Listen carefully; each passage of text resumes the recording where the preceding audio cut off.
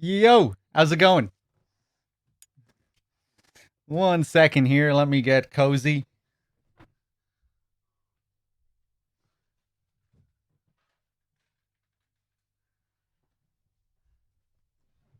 Oh, God. Let me see. You'll have to excuse me if I turn into a zombie in like 6 hours or something. Because I don't think I slept all that well last night or the night before. I think DRK hasn't been sleeping too well either. But yeah, it happens when you do these big marathons. I basically have no time to do anything, apart from eat, sleep, and play MGS for 5 days.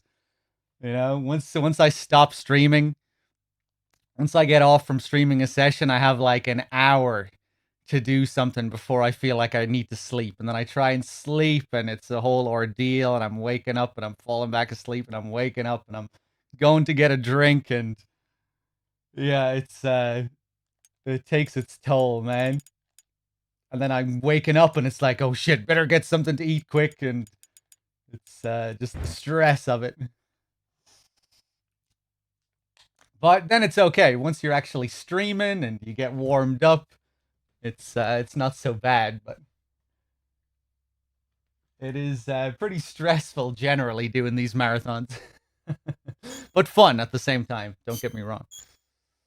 Let's see. It seems like we reached our sub goal, which is great. We get to play everyone's favorite game, the main event, MGS5. 1 second.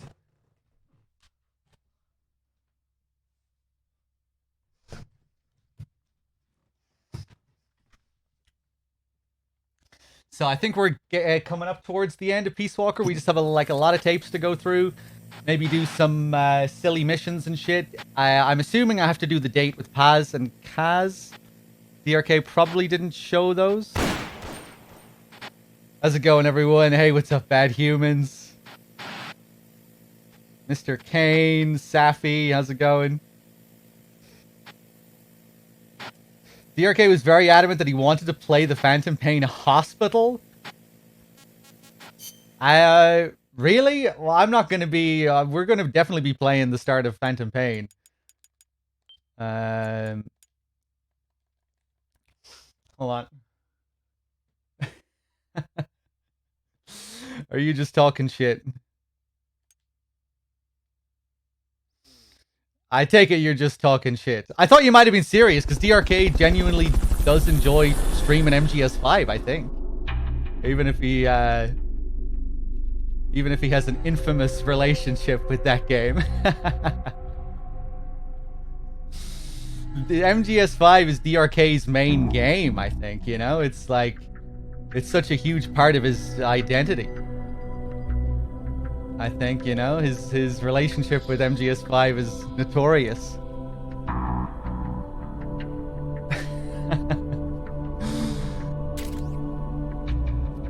Wait, I loaded up the wrong fucking thing. Ba-dum, ba-dum, ba-dum. Honestly, I wish I was the same, in a way, because people really enjoy the DRK rants and how he goes over all the bugs and everything. I play the game in a pretty boring way, I just kind of play it normally, going through the missions and doing the optional dialogues and going for S rank Foxhound ranks and shit like that. I play it pretty straight compared to him. DRK's MGS5, on the other hand, is like a whole circus affair, you know?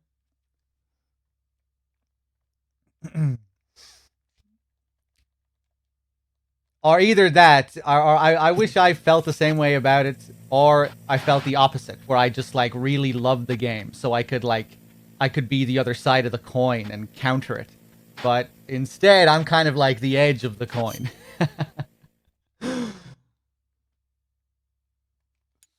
Let's see.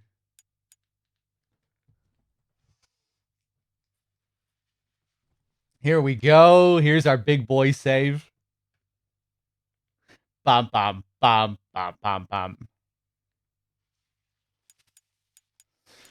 Fence-sitting dog? Well, not really. I mean, like, I've loads of opinions on the game. I have lots of criticisms of the game. It's just that DRK is on a whole other level, you know? That's what I always say. DRK dislikes the game so much that he almost makes me think that I love the game or something. Let's see.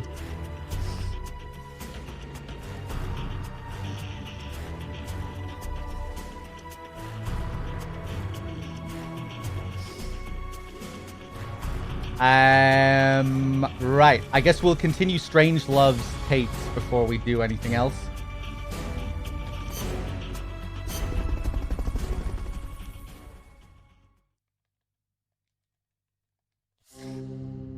I just find it boring. That is one of my biggest issues with it. Especially once you get to chapter 2.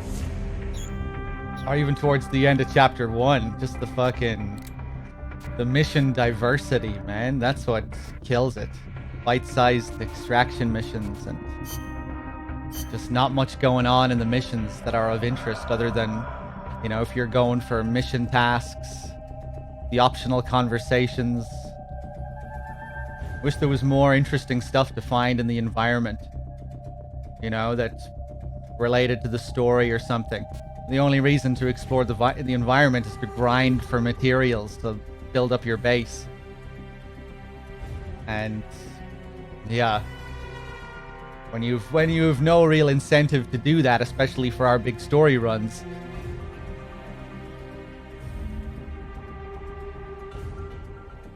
I kind of regret not trying out the FOBs back in the day. I know Bad Humans said the FOBs were a lot of fun back when the game first came out, before it got, you know, before the meta became monotonous. They should have kept the idea of hidden story cassette tapes like in Ground Zeroes. Yeah, I agree. I really feel like the game just needs more in the missions, you know, more interesting things to do other than just grind to level up your base. Because that's all there is, apart from optional conversations and mission tasks.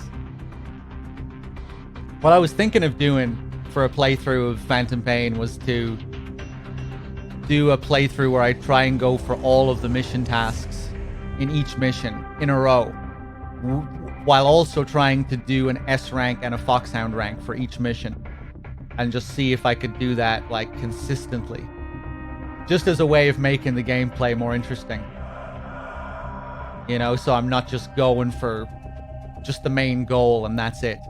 Because when you know the missions well in the Phantom Pain and that's all you're going for, the main goal and optional conversations, it gets kind of monotonous, you know. It's just the same thing. You're just going into the mission area, crouching around, tranking fools, Fultoning, and it's just the same gameplay loop again and again and again and again, and it just gets old after a while because, yeah, they don't really mix it up with anything that interesting.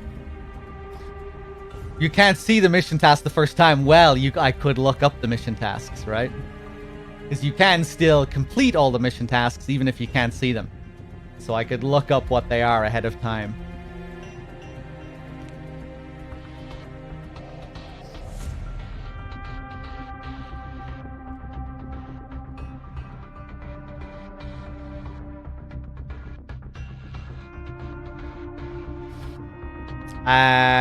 Right, what am I doing?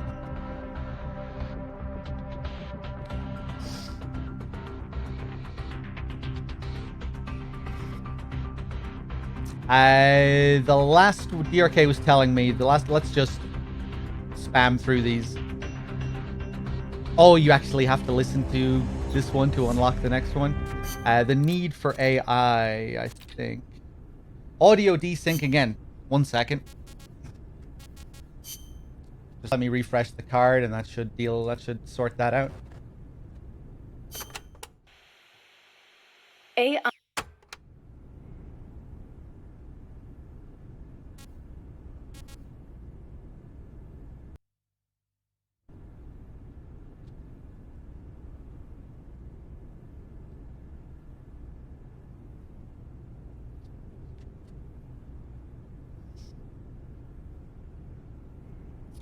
Hold on one sec, guys. Models for AIs, I think, is the next one we have to do. What if you hadn't used the boss as the model for the AI? What do you mean? If the end goal is MAD, it seems like there are more suitable models out there. A military chief of staff, or a nuclear technician, even the president. Patriotism, leadership, good judgment. Each of those qualities is essential when deciding whether to launch a nuke. And she had them all. Wouldn't the president, too? It's not enough. She had the will for it. Will? Let me explain, Snake. Peace Walker is a standalone weapon. It has to decide on its own whether or not to launch a nuke. It can't turn to anyone else for advice. It can't do its job if it's not prepared to take sole responsibility for the fate of the world. I know of no other human being who could bear that burden. That's it? There were technical considerations, of course. To begin with, the female brain is a more appropriate model for an AI. Oh, wait, the female brain? Dog, was there a next level sub goal for like a reading stream or anything? No. Just the idea was if we met all the goals, that I would do a post marathon in the Darkness of Shadow Moses stream. So that's what's going to happen because we met all the goals. So yeah, once we're done with the marathon, my next stream will be in the darkness. That's the plan. And probably the other reading materials in MGS2 as well. I think I'll read all of them. We'll read the Shocking Conspiracy and the review, which is, only a few pages anyway. What do you mean by that, modeling your AI after the female brain? Snake, what is the human mind capable of that a computer is not? Being lazy? Interesting response. And not incorrect. But the answer I was looking for was empathy. Empathy? The ability to feel for others, to be more precise. Love for a child. Pity for the weak. Grief for the dead. All of these are particularly well developed in the female brain. That's stretching it a little. On the contrary, it's perfectly reasonable. The male brain, on the other hand, may be well suited for systematic thinking, but it's less able to empathize. In that sense, it's closer to a computer. So if your objective is to make the AI think more like a human... You need to teach it how to empathize like a woman. The novel, Do Androids Dream of Electric Sheep, deals with this very problem. In the book, an empathy test is used to distinguish between machines and human beings. As machines become more and more advanced, our society will gradually become more and more systematic. Our cities will teem with robot-like people, unable to feel for others. We cannot allow that to happen. Computers must learn to empathize. The same goes for humans, only more so. Well, what about yourself? You make these claims, and yet I've never seen you empathize with a real person. It's true. Until now, I was a prisoner of death. It was my intention to die upon the completion of Mammal's development. She was my one reason to live. But you changed your mind. I did. Because she taught me the dignity of living. My eyes are open now. I want to go on living and seeing real people. Huh. I see.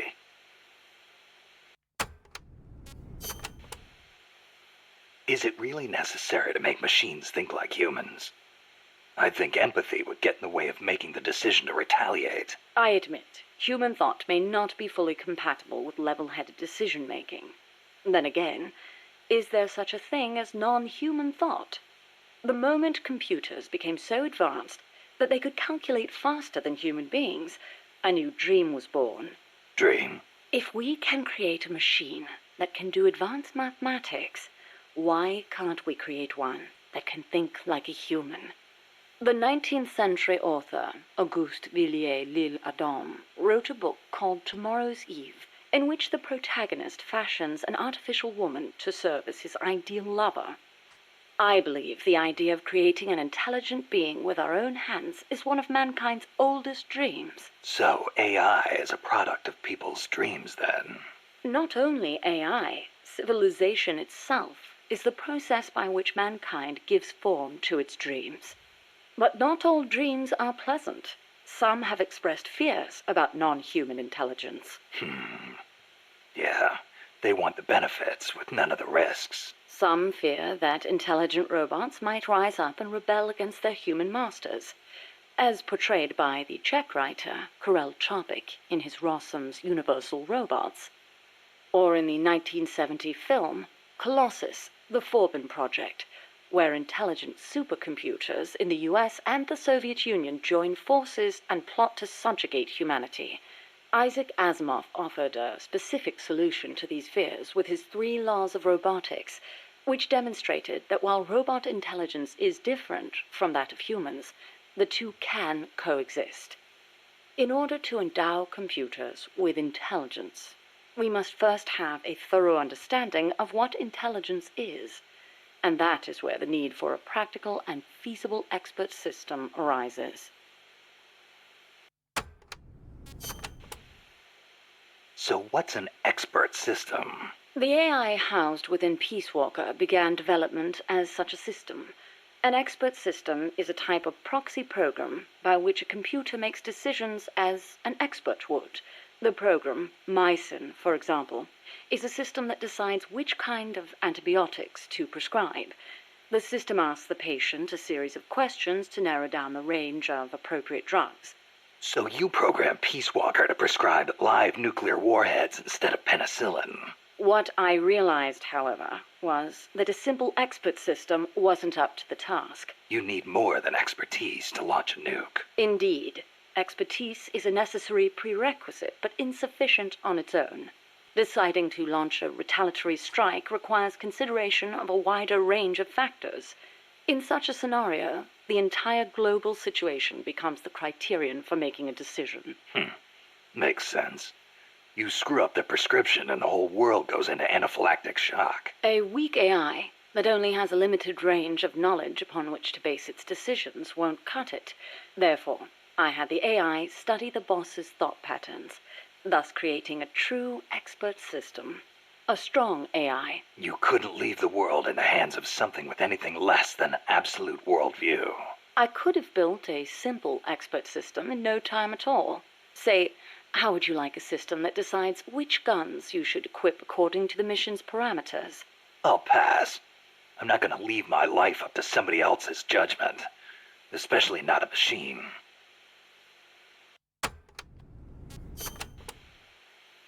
With current technology, AI are inevitably enormous in size. But as circuit integration continues to advance, they will become even smaller. As small as human brains, and perhaps smaller than that. And in the meantime, robotics will continue to advance as well, to the point where we can create androids, robots that resemble humans. And then... And then what? Well, I don't need to spell it out for you, do I? Don't tell me you're thinking of making an android imitation of the boss. Surely the thought has crossed your mind as well, of one day being reunited with her? Enough! I don't want any part of it. I see. I didn't mean to offend you. In reality, AI is more likely to evolve in the opposite direction anyway.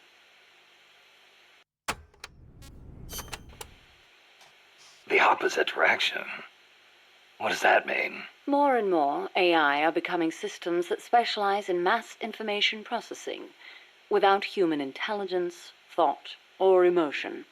A machine that has no individualism or sense of self, but rather behaves as a collective, exhibiting the qualities of a society. Like a beehive. Yes, it aggregates data collected by individuals and determines how the collective will act, just as honeybees travel between the hive and flowers. The key to achieving that will be networking AI together.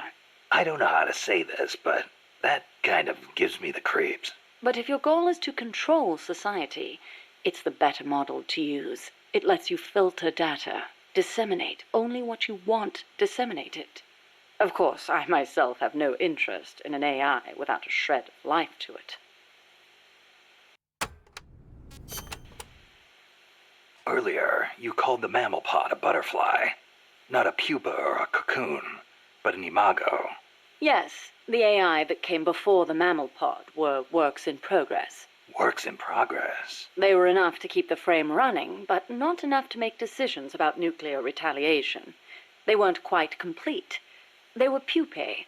Only when I added the boss's data did the AI take on its true form, becoming a butterfly and taking flight. And that's why the nose art on Peace Walker was a butterfly. I gave the mammal AI the code name BS Imago. BS is short for boss. Huey called that gigantic unmanned chopper a chrysalis. Is that another one of your AI code names? Yes, you're referring to the TJ Chrysalis 6000. There's also the GW Pupa 5000, the TR Cocoon 7000. I get it. A hovercraft type and a treaded type. And those letters on the front. TJ, GW, or whatever. Those are initials? Correct. The initials of the American presidents whose faces are carved into Mount Rushmore. Then you're missing one. I assigned that one to the reptile pod. AL Aurelia 8000. Aurelia. Another word for chrysalis. A pupa just before it emerges. All of the initials, except for BS, were of Coldman's choosing. I chose mine from the storied ranks of British royalty. MS, AV, EW. What do those stand for? You can't guess. Why, Mary Stuart, Alexandrina Victoria, and Elizabeth Windsor. All queens. Of course.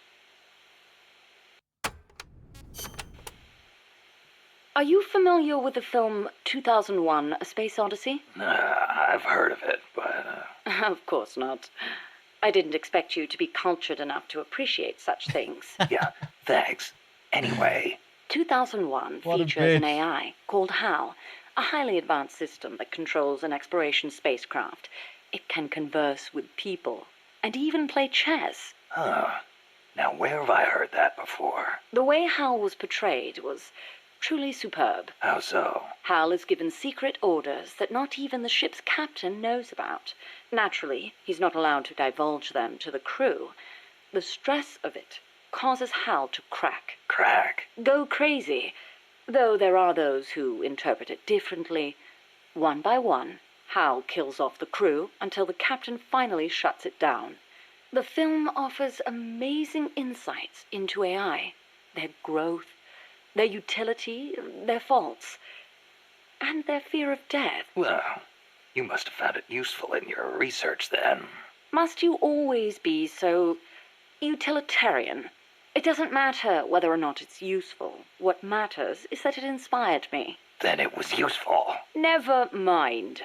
The portrayal of Hal wasn't the only wonderful thing about the film. It was full of hints about the future of human evolution. Truly, a film for the ages.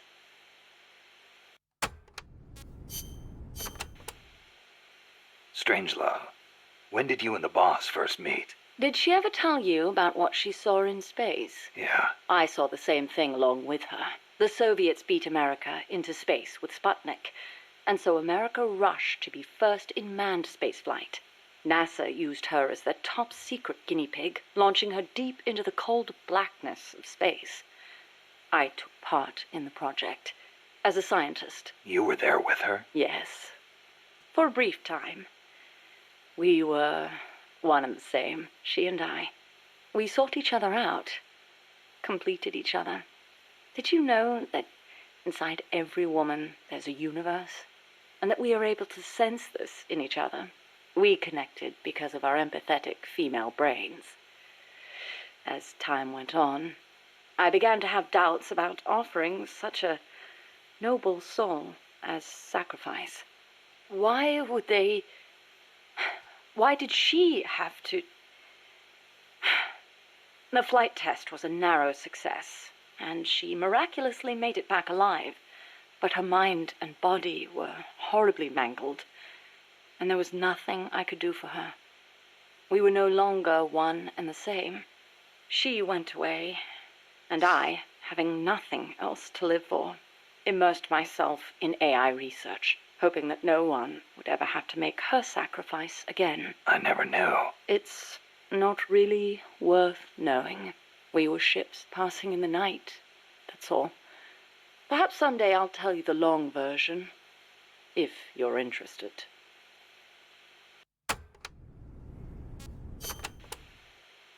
That was quite a warm welcome you gave me at the base in Costa Rica. Sorry about that.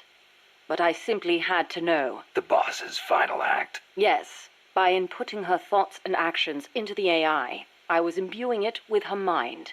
The only thing I couldn't understand was her final act. Operation Snake Eater. Official history says she betrayed her homeland and defected to the enemy and was killed by you. But it didn't make sense. The boss would be the last person on Earth to betray her country. It was logically inconsistent. It was, wasn't it? That internal inconsistency prevented the AI from activating properly. Just as HAL malfunctioned in the film, I understood the reasoning, but I had to have proof. Proof of her final act, her true intentions, one way or another. So you tried to squeeze it out of me, huh? As a matter of fact, I did. Your silence was the very answer I was looking for. That white horse the boss rode. The Andalusian, yes. How'd it get to Costa Rica? I went looking for it. It was her final witness. Even if it couldn't speak, I found it and brought it here. Where? I thought for sure it'd be blown to ashes by those MiGs. I searched the ends of the earth for that horse, and found it at last in a horse market in Britain. Britain? Are you saying it came all the way over the Ural Mountains, through Europe, and across the English Channel? Who knows, really? Perhaps someone took it there. Wait, the thought never occurred to you that it might be a different Andalusian that only looks the same? I can't prove it. Or rather, I couldn't. What do you mean? You should know best of all. That horse wouldn't let anyone ride it. And believe me, I nearly killed myself trying. The only one it allowed on its back was you. That was the proof. Though I hate to admit it. And to think, I ran it to its death. But in that last run, it regained the glory of its youth, using the last of its strength to pursue its former master. Any horse would wish for such a fine end. What do you make of Peace Walker's final act? I recreated her thought patterns exactly. It was exactly what she would have done. The world's most empathetic mind weighed the past, the future, and the entire world, and decided not to retaliate. Merely knowing that is enough for me. So, what you're saying is, we don't need deterrence to have peace? I didn't say that. What's important is that we wish for peace. MSF needs a way to protect itself from the might of nations. Survival requires pragmatic thought and action. But you must still retain your ideals. If the gap between reality and those ideals ever leads you to lose them, I doubt MSF will survive.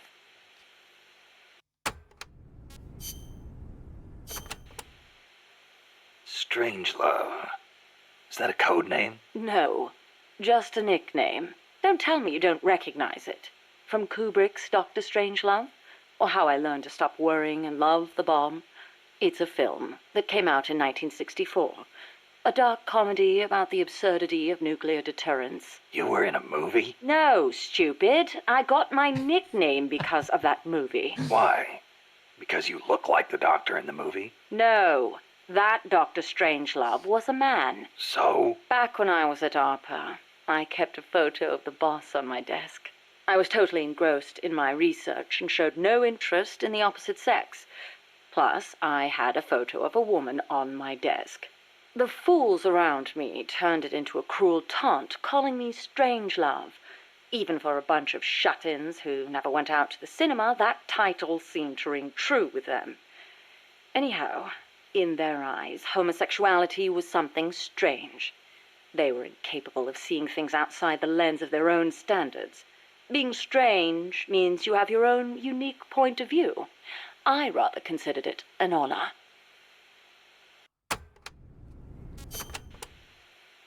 So, you were with ARPA before you came here, huh? Yes, back then it was really the only place I could make a living from my AI research. And before that, I started out at NASA. That's where I met her. when Boss went into space. Yes. It was that incident that turned me away from aerospace engineering. Space is entirely too hazardous a place for human beings. That was why I felt an immediate need to develop AI. As it turned out, rockets later became much safer, and mankind reached the surface of the moon. In any event, it was a hollow Cold War victory. When you get down to it, a nuclear missile is just a rocket with a nuclear warhead strapped to it.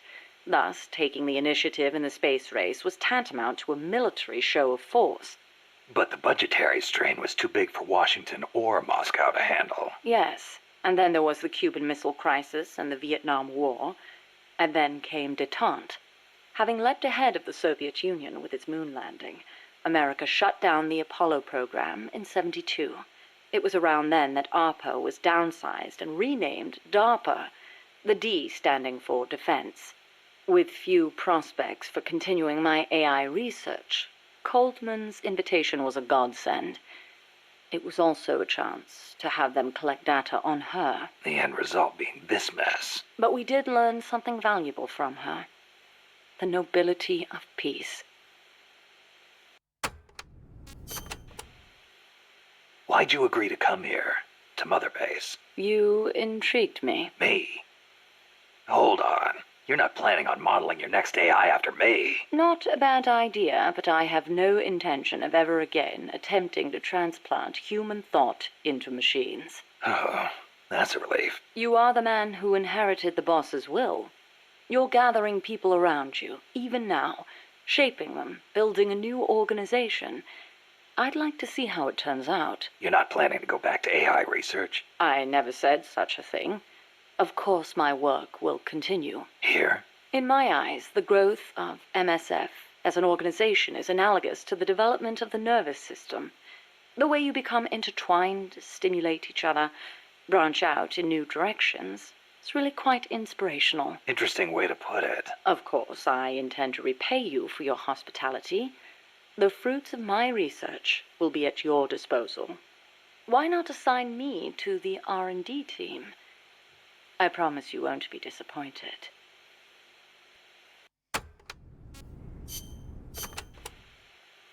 You know, that ID card I got from Huey wouldn't let me into the lab. Of course not. I deactivated it. Why? As though I'd let him into my lab. Oh, you don't seem to care for him much, even though you two are in the same field. Oh, please. For starters, I can't stand that wishy-washy attitude of his.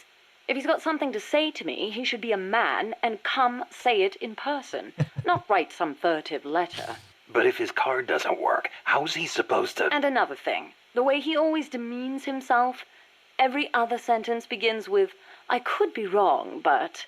Why can't he just do what he does and be confident about it? Well, there was the thing about his dissertation being plagiarized. The real problem is he doesn't have a whit of independence in him.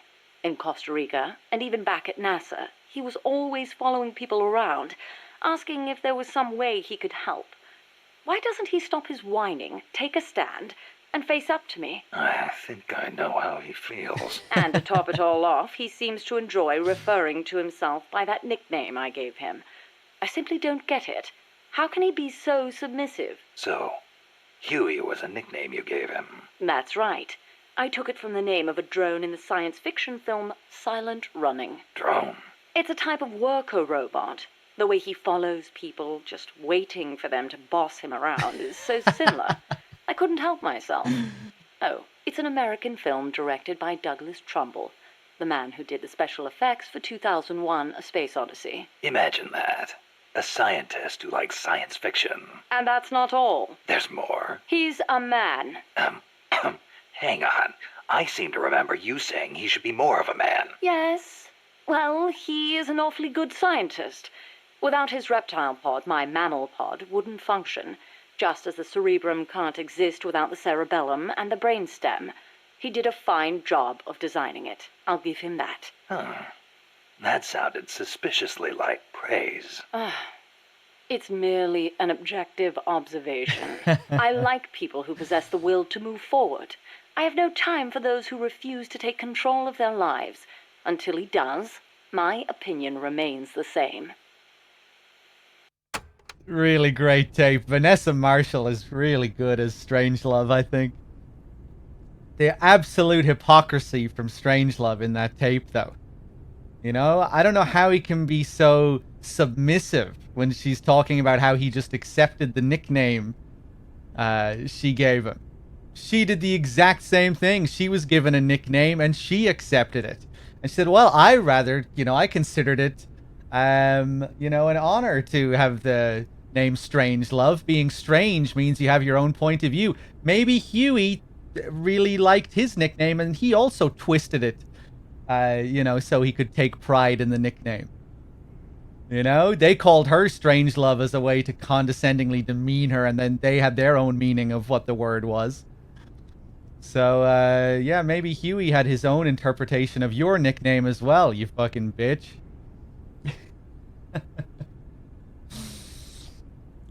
What she says there at the end as well, like, I have no time for people who can't take control of their own lives, like, who can't move forward and whatnot. Like, it's coming from this woman who is, like, completely obsessed with the past and the boss, to a kind of toxic degree.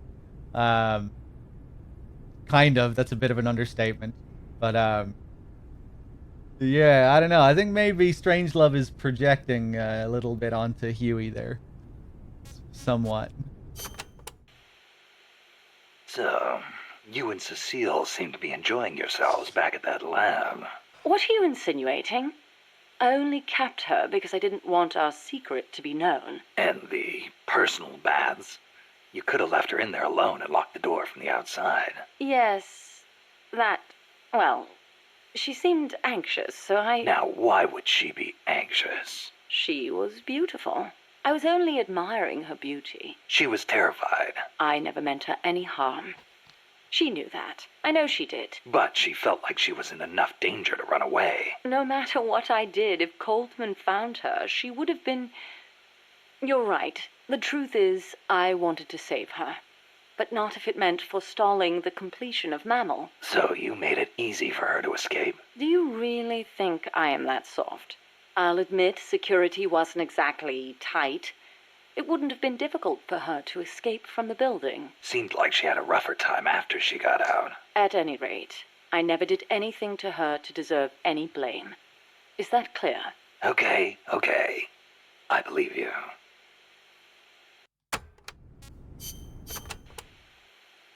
Huey's probably mentioned this, but just to be clear, there's a limit to the parts we can produce here at Mother Base.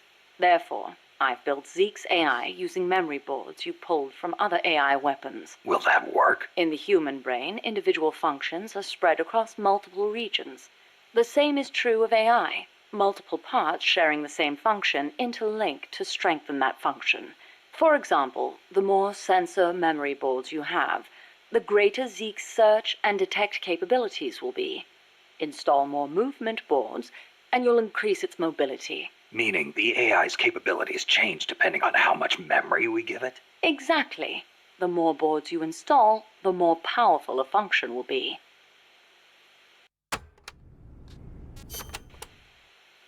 How's the Zeke AI different from Peace Walker's? Zeke's AI isn't a replica of the human thought process. It isn't programmed to make decisions about nuclear retaliation. On the other hand, it is capable of highly independent action in combat when given orders from a pilot. It can protect infantry, destroy the enemy, and, if ordered... launch a nuke. Let us hope it never comes to that. My sentiments exactly. Did DRK show the Santa tapes?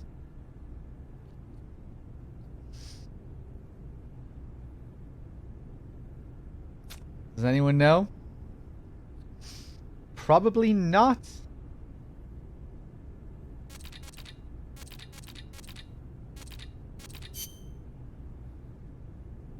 Mentioned it earlier. Oh wait, no, you're responding to someone else there. Yeah, does let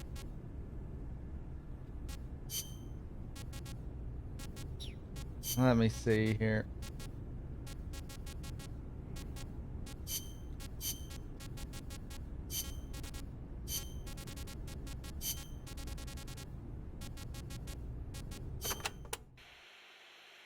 Snake, how much do you know about the U.S. Homeland Air Defense Network? I don't know much about what goes on up in the sky. What I do know is that NORAD tracks Santa Claus on its radar. Nice one. I didn't know you were a comedian, too. Huh? No, I'm serious. It's true, NORAD tracks his... Listen to me. Every December they set up a hotline and...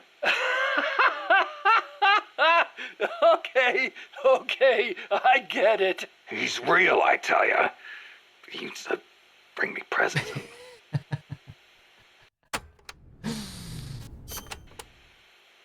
Okay, Snakey. As all good little boys know, keeping tabs on Santa Claus is a very important job for NORAD. But they also have another mission, the one they were created for. And the system they set up for that has been hijacked by Coldman. You mean Peace Walker's fake data transmissions? NORAD's early warning system is composed of DSP satellite-mounted infrared sensors and an array of surveillance radar stations across North America. The network sends out warnings to NORAD at Cheyenne Mountain, where the data undergoes human evaluation. Peace Walker, on the other hand, has to make its retaliation decisions autonomously. So it's set up to automatically receive the same data as NORAD through covert channels. Those channels were also used on the test platform to telemeter the AI's decision-making.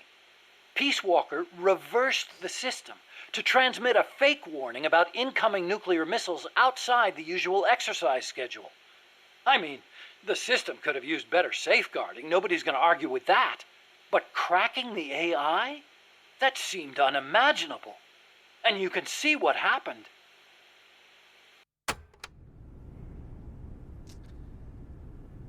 I don't think we read Huey's letter to Strangelove. Did you not do the letter to Strangelove and then the follow-up?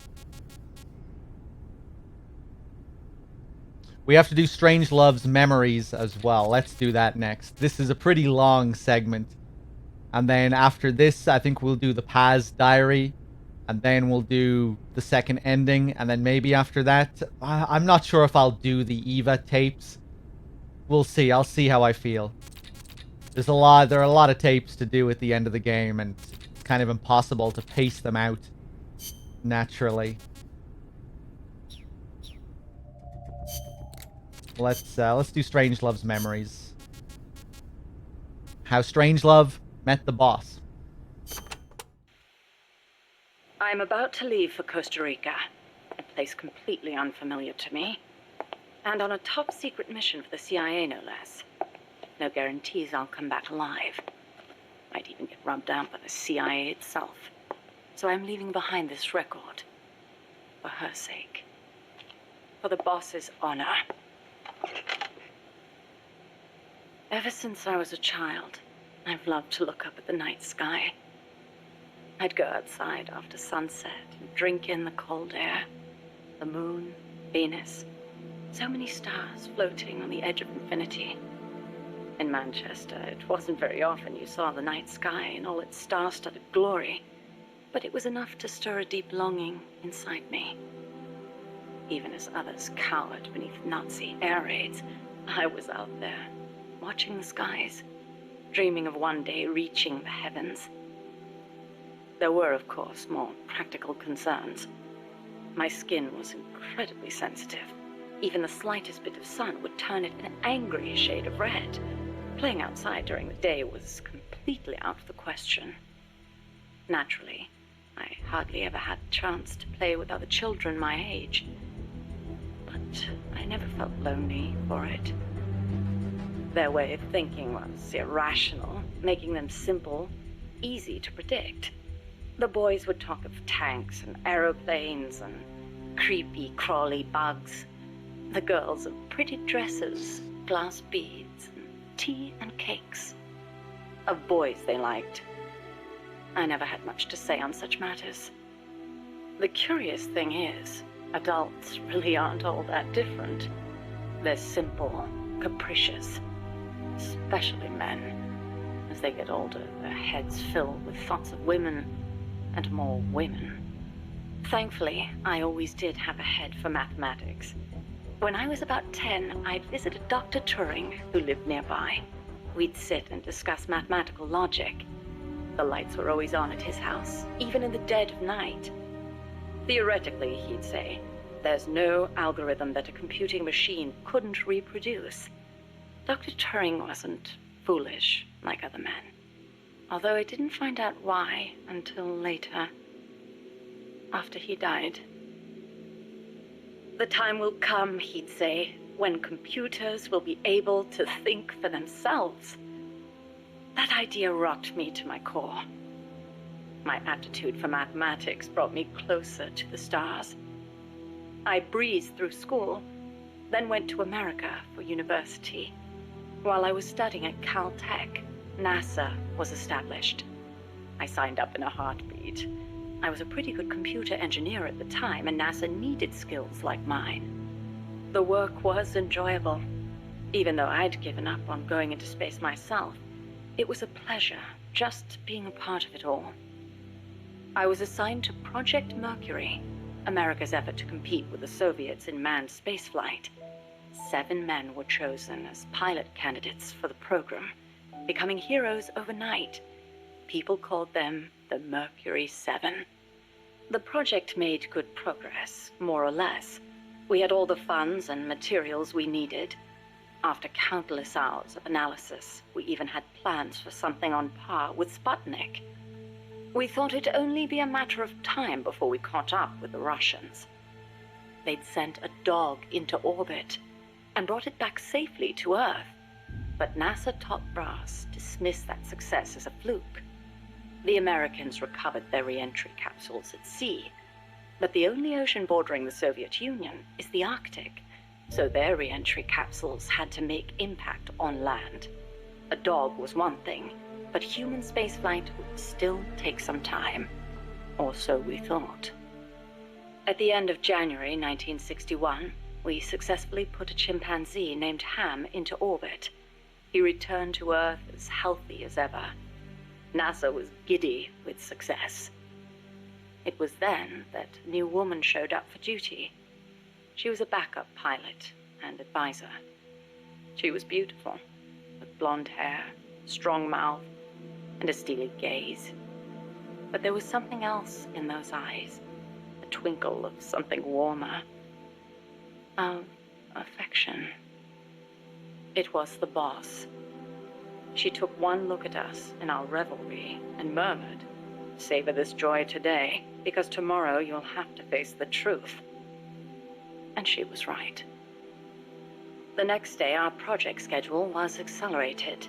We'd received new information that the Soviets were mere months away from putting a man into space.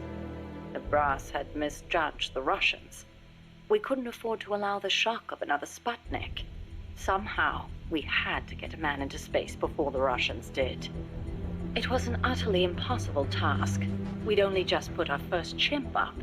With a human on board, failure was not an option, especially if it were one of the Mercury 7 Golden Boys. And on top of that, the brass wanted to put a window in the spacecraft. The pilot wouldn't be a test animal this time, they said. And when this hero came back alive and well, they wanted him to describe what he'd seen. It was madness. Adding a window to our existing spacecraft would leave it unable to handle the stress, not to mention the problem of shielding the occupant from cosmic rays. But the boss rose to the task, and splendidly.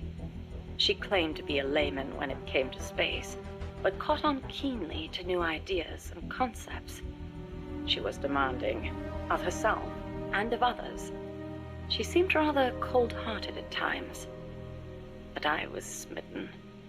She was beautiful, yes, but more than that, she was wise. Her mind was thoroughly rational, and yet no matter how I tried, I could never predict her actions. It was easy for me to assume that her judgments were drawn from an enormous base of knowledge. Quite simply, her life experiences were more diverse, more intense than anyone else's. To me, they seemed boundless in their breadth. In her, I saw a reflection of the night sky, Perhaps because I too was a woman, she and I became close.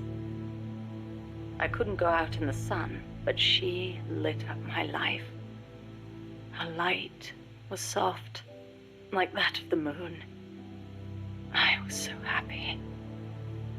With her unerring guidance, the project steadily regained its footing. But one issue remained, the pilot's safety. When the day came to choose a pilot, the Mercury 7 just quietly walked out. Who could blame them? It was far too great a risk to take. Even if they'd volunteered, NASA would never have let them go. They were national heroes, basking in the media spotlight. There was no way they'd be sent on such a mission. The conference room was silent. Then, slowly, she raised her hand, almost as if acting out a scene from a movie.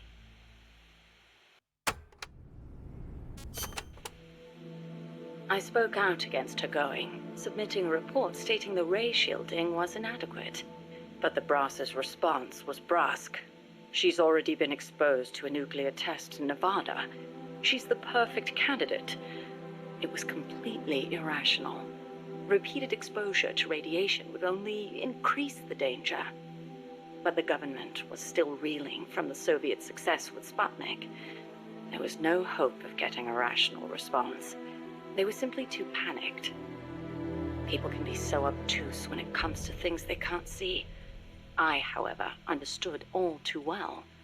Just as invisible ultraviolet radiation scorched my skin, heavy particle radiation from space would cause irreparable harm to human tissue. In a word, she was expendable. It was during the boss's pre-flight checkup that I noticed something strange on the X-ray of her skull. Part of the right hemisphere of her brain was damaged. It seemed inexplicable, given her keen intelligence and amazing physical prowess, but there it was, and I decided to report it. I hoped that perhaps my discovery of a physical defect would result in the flight being cancelled. But as I went to make my report, she stopped me. "Why?" I demanded. "How can you let yourself be their guinea pig?" Ignoring my protests, she took me up to the roof of the lab. The night sky was ablaze with stars. It was there that I learned how she had wounded her head. 1943, Los Alamos. She was serving with the Special Forces when she received new orders. A German spy had infiltrated the Manhattan Project, which aimed to build the world's first atomic bomb. She was to eliminate him. His name was John von Neumann, a mathematician with superhuman computational abilities and the designer of the explosive lens. The Manhattan Project was a top national priority, security accordingly tight. The guards couldn't be allowed to know what was going on. She'd have to slip past them and make the death look like an accident. It should have been an easy enough mission. But just before the operation, she received unexpected news. A new life was growing inside her. She was overcome with joy, and for one brief moment, it clouded her judgment. She accidentally got into a shootout with the guards, and without thinking, protected her belly. She was shot in the head. The bullet only grazed the surface of her brain, but the tissue around the wound was destroyed, leaving her in a coma. She wasn't given much chance of recovery, but 3 months later, she woke up. Within 6, she was able to move around as if nothing had happened. It was functional compensation. The other parts of her brain took over for the part that was lost. It made logical sense, but such a full recovery was nothing short of a miracle. Perhaps her superhuman willpower made it possible. Or perhaps my body knew it had to survive for the sake of my unborn child. She smiled as she said that. I understand how she must have felt. "Some have taken to calling me Ms. Left Lobe," she said, "because I'll do anything for the mission." She was tough, yes, but she had feelings too. I knew that better than anyone else. As it turned out, von Neumann wasn't the spy. The assassination order was a deliberate bit of misinformation planted by the Russians. She had been deceived. The Eastern and Western camps were united on one point: opposition to the Nazis. The Allies needed to develop that bomb before Hitler did. But in looking ahead, the Russians found the Manhattan Project's progress a little too quick for their liking. Mass production of a uranium bomb, like the one that was eventually dropped on Hiroshima, would be difficult from a material perspective. But a plutonium bomb, once perfected, could be mass-produced, and eventually even miniaturized. And Moscow did not like the idea of America having that kind of head start. Explosive lens technology was critical to the plutonium design, so the plan was to get rid of its pioneer, von Neumann. And when that plot came to light, the US and the Soviet Union parted ways for good. It was one of the rare cold nights in Florida. She put her arm gently around my shivering shoulders. As I listened to her voice, I was wrapped in her soothing scent. I felt as if I were dreaming. Even in failure, she seemed perfect. Oddly enough, the failed assassination attempt helped preserve America's edge. A true super genius, von Neumann went on to make his mark in numerous fields outside of the Manhattan Project. Economic game theory, stored program computing. Almost all computers today use stored programs, the so-called von Neumann architecture. His death would have set back computing 10 years, and I wouldn't be at NASA doing research. I wouldn't have been there in her arms that night. I thanked the fates for giving me that chance. But then she said something unexpected. I should have killed von Neumann when I had the chance. Why, I asked. Wasn't the order a Soviet plot? I looked up at her as she began to explain. Yes, von Neumann was innocent, and killing the innocent is a grave crime. But I can't help but wonder, had I succeeded, what would the world be like now? Even without von Neumann, the explosive lens would have eventually been developed, von Neumann architecture too. But she seemed to believe that if progress had been put off for a few years, then perhaps East and West would have had a chance to work hand in hand. I'd never considered such a possibility, but her tone was confident, assertive. It was as if she intended to make the two superpowers shake hands herself. The explosive lens was developed too early, spawning a Cold War and an endless nuclear arms race, she continued.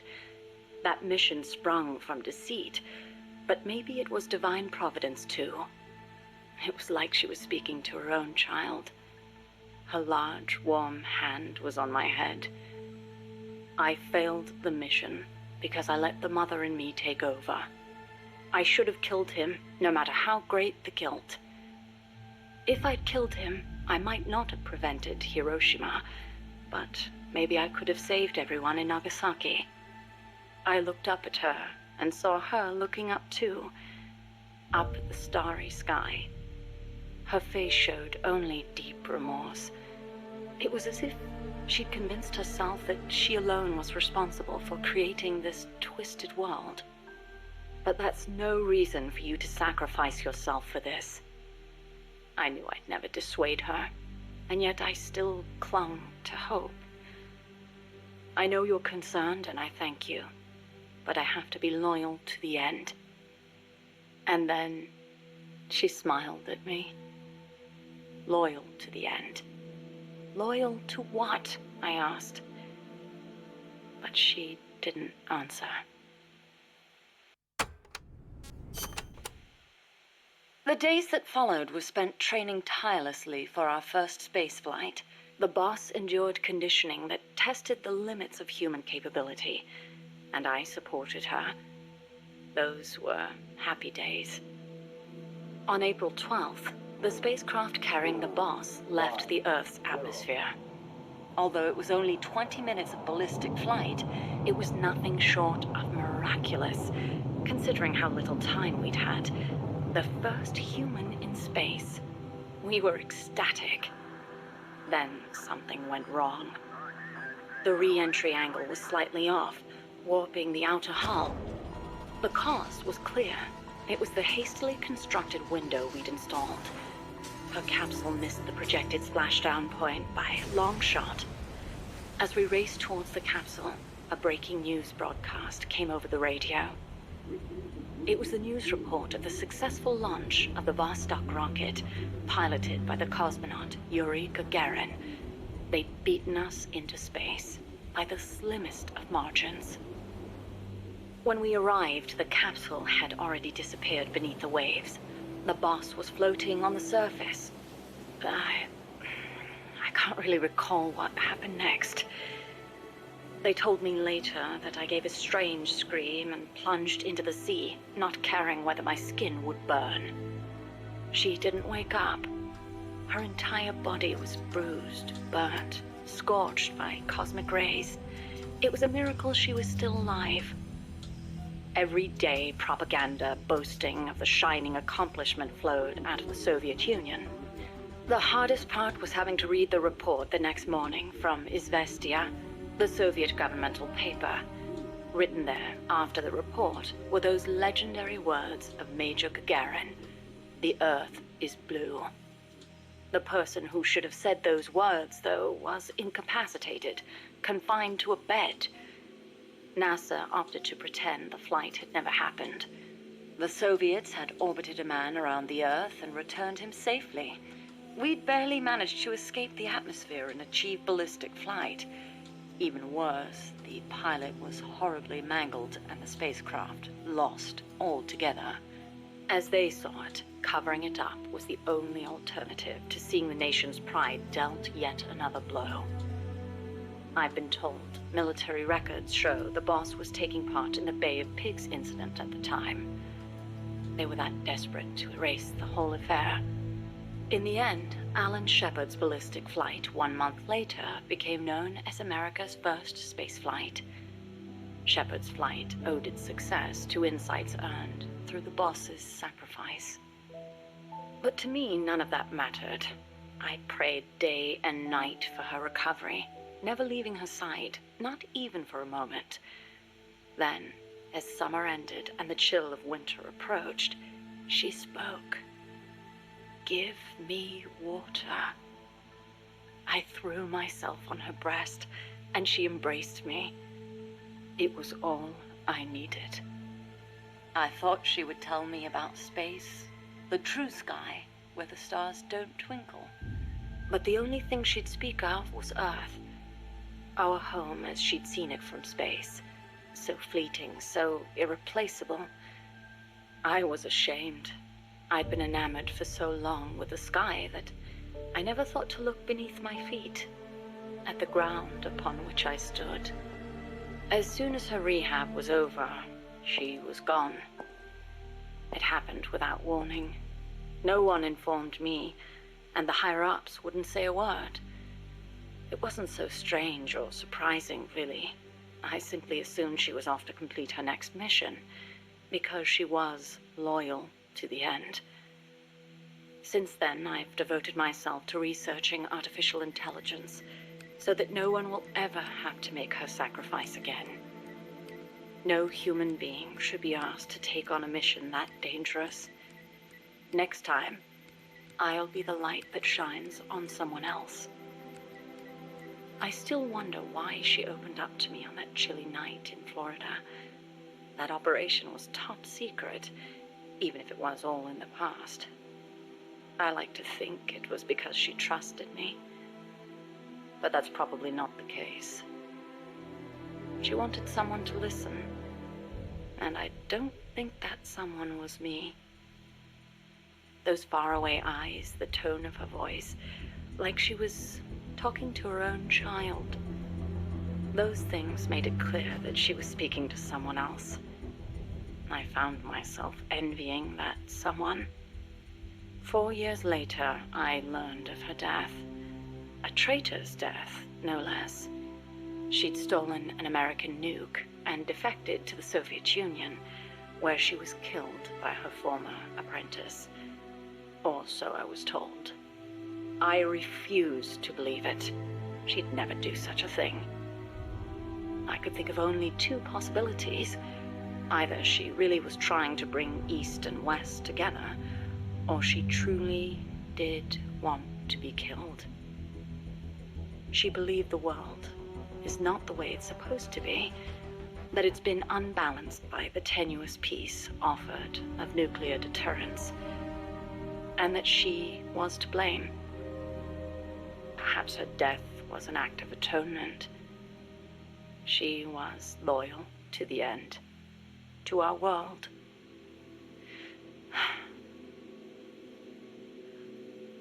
And I lost the light of my life.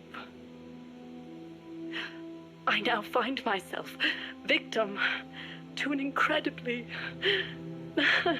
irrational emotion of my own. That someone, the one she wanted to confess her sin to, could it be the one who took her life? The very thought drives me utterly mad with jealousy. One day, I will discover the truth. And there we go. There is Strangelove's story. How Strangelove met the boss. And some more in-depth information on the boss's space missions, tying into real-world history with the space race and the Mercury 7 and all that.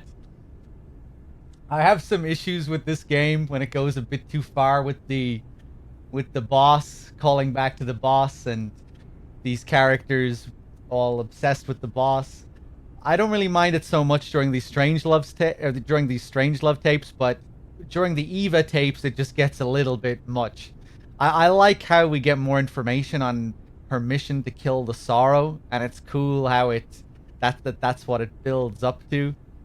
But you know, hearing Eva like recount all of, you know, what the boss was feeling at this particular moment when she was looking out the window, and I'm just like, you know, it's a bit much. But yeah, I don't mind Strangelove's memories as much. I really like Vanessa Marshall, her portrayal of Strangelove. Let's do Paz's diary next, and then we can do the next ending.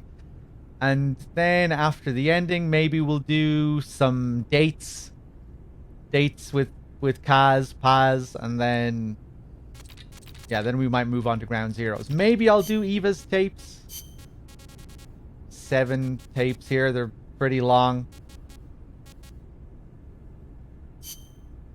We'll see. I'll see how I feel. It's really hard to pace them out. You know, the game obviously wasn't made to be played like this exactly, where you're doing these huge chunks, you know. It was a portable game, meant to be played on the go, do a mission here, a mission there, listen to another tape here, another tape there. So it can get a little bit much, especially towards the end, if we want to really show all this stuff. But yeah, we'll go through Paz's diary, and then we'll do the second ending.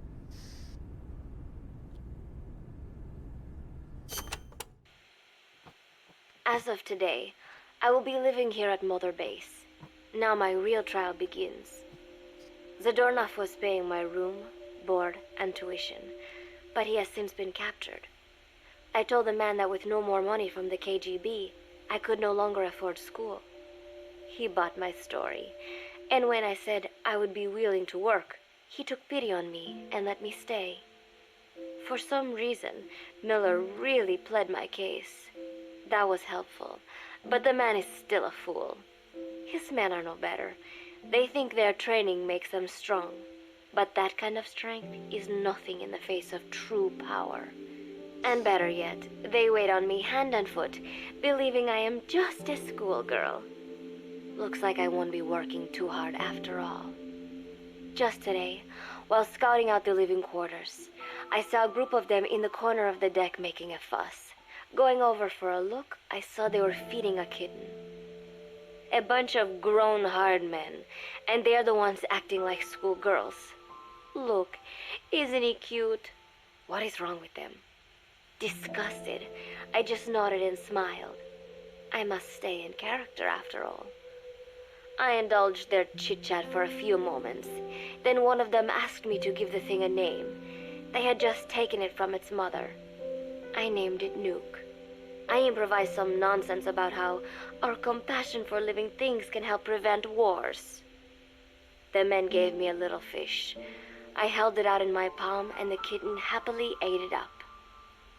What a pathetic, feeble creature. It sickens me.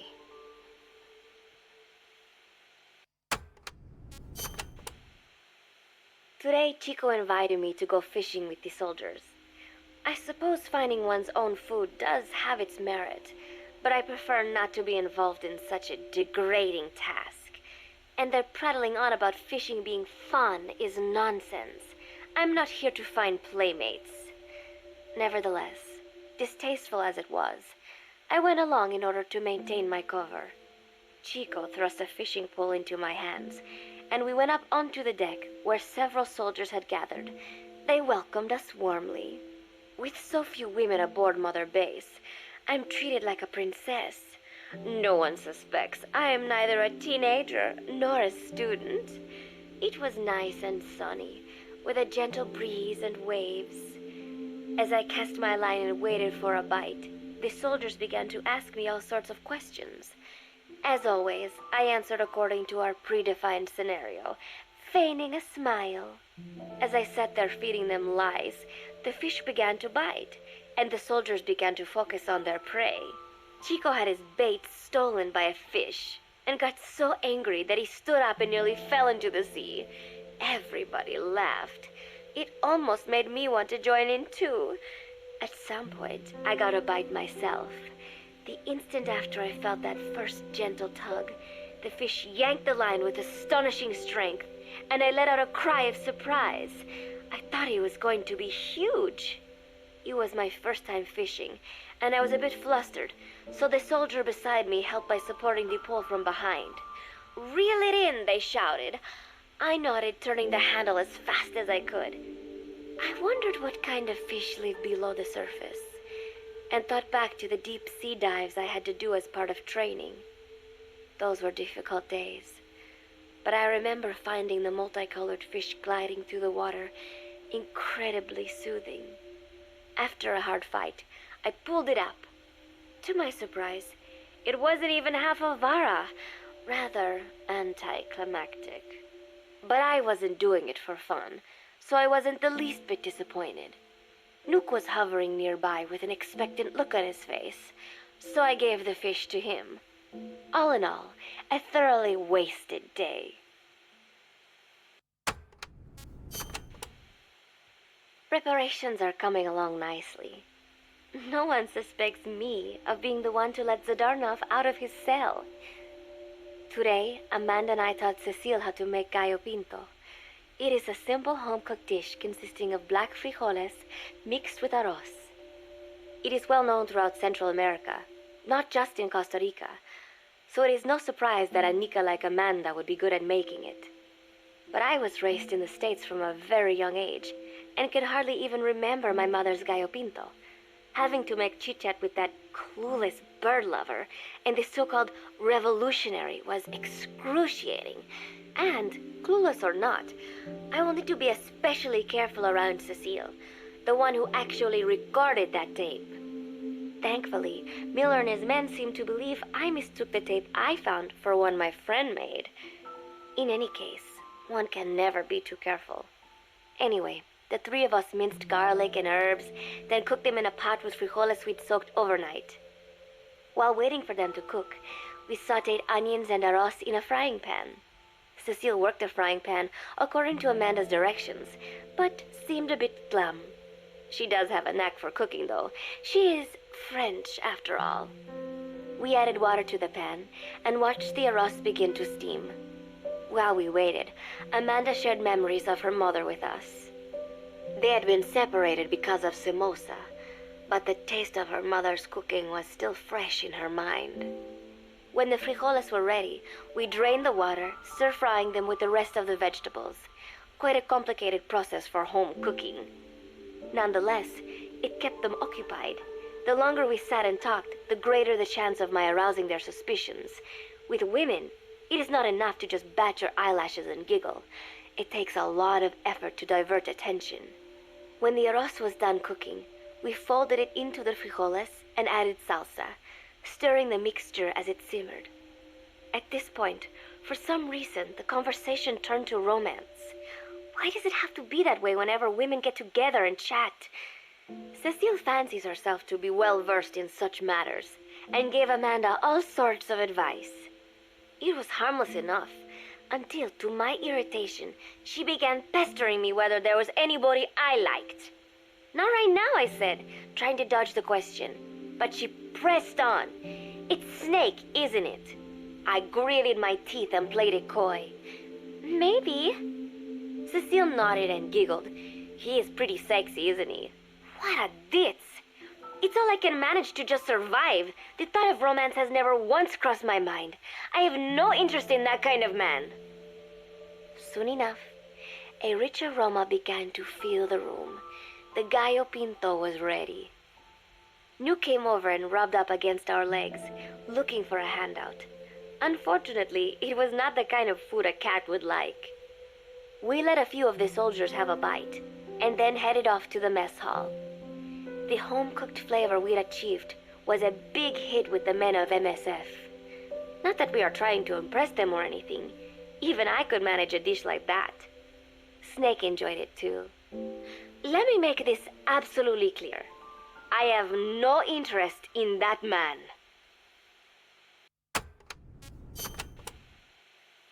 Football, or soccer as it is known in the States, is extremely popular here. It has not caught on yet in the US, but it has legions of rabid fans all across Latin America.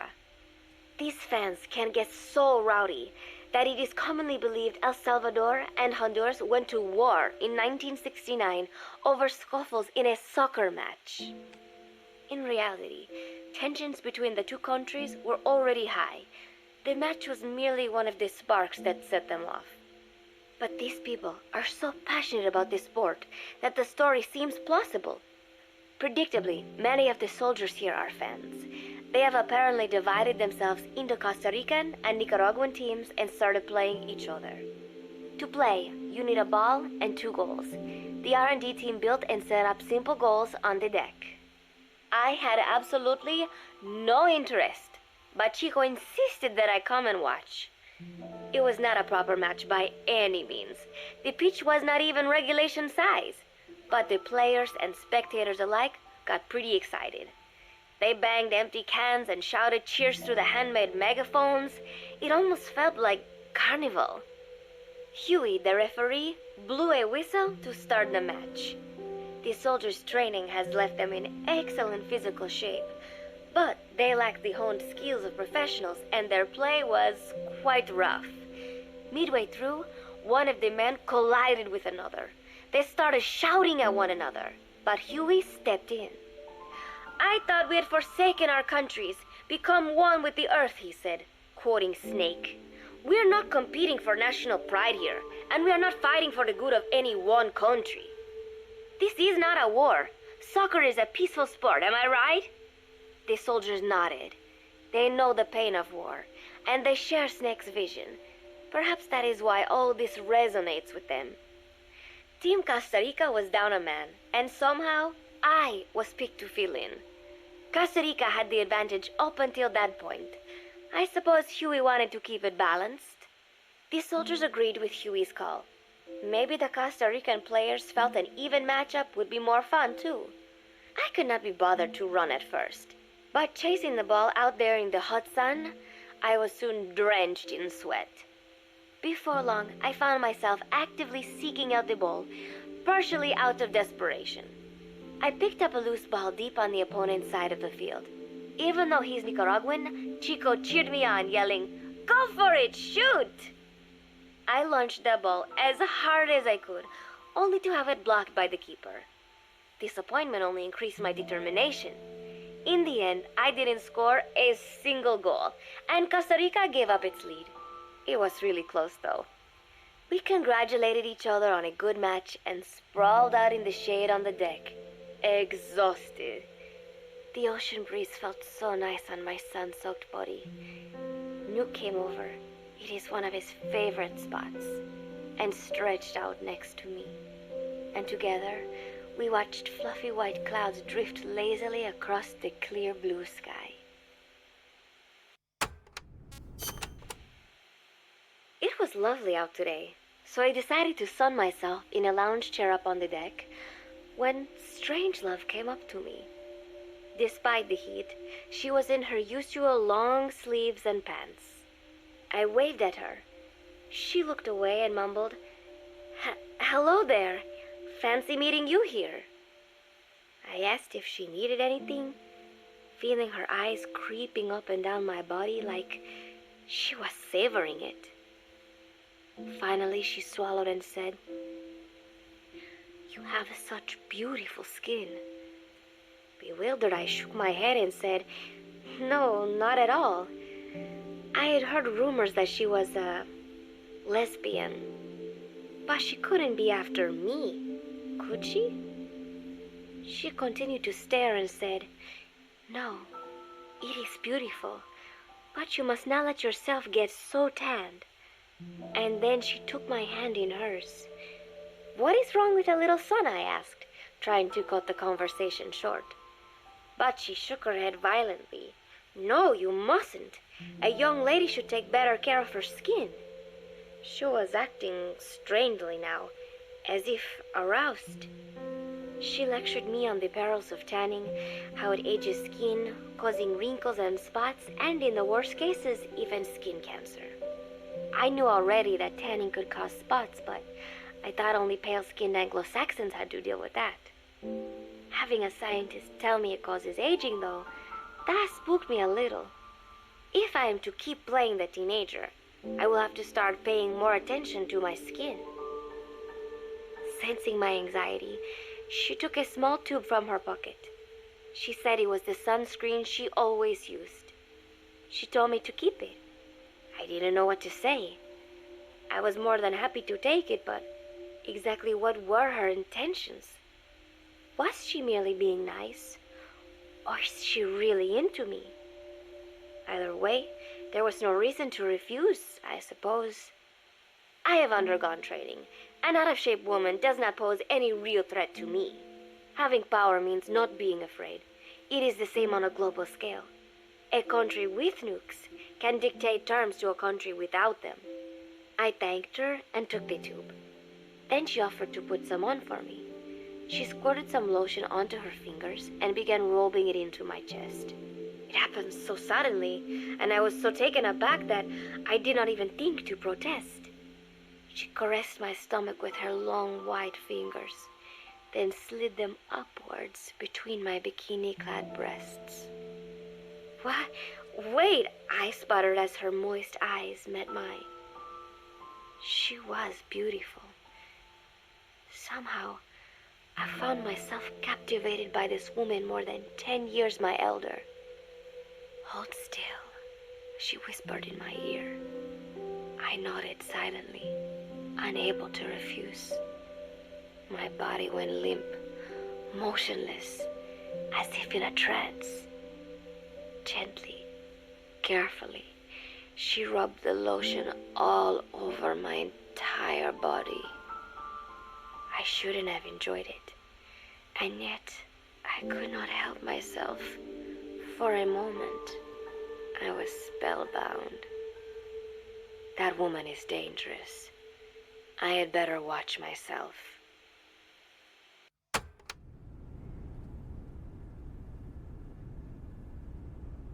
Hold on.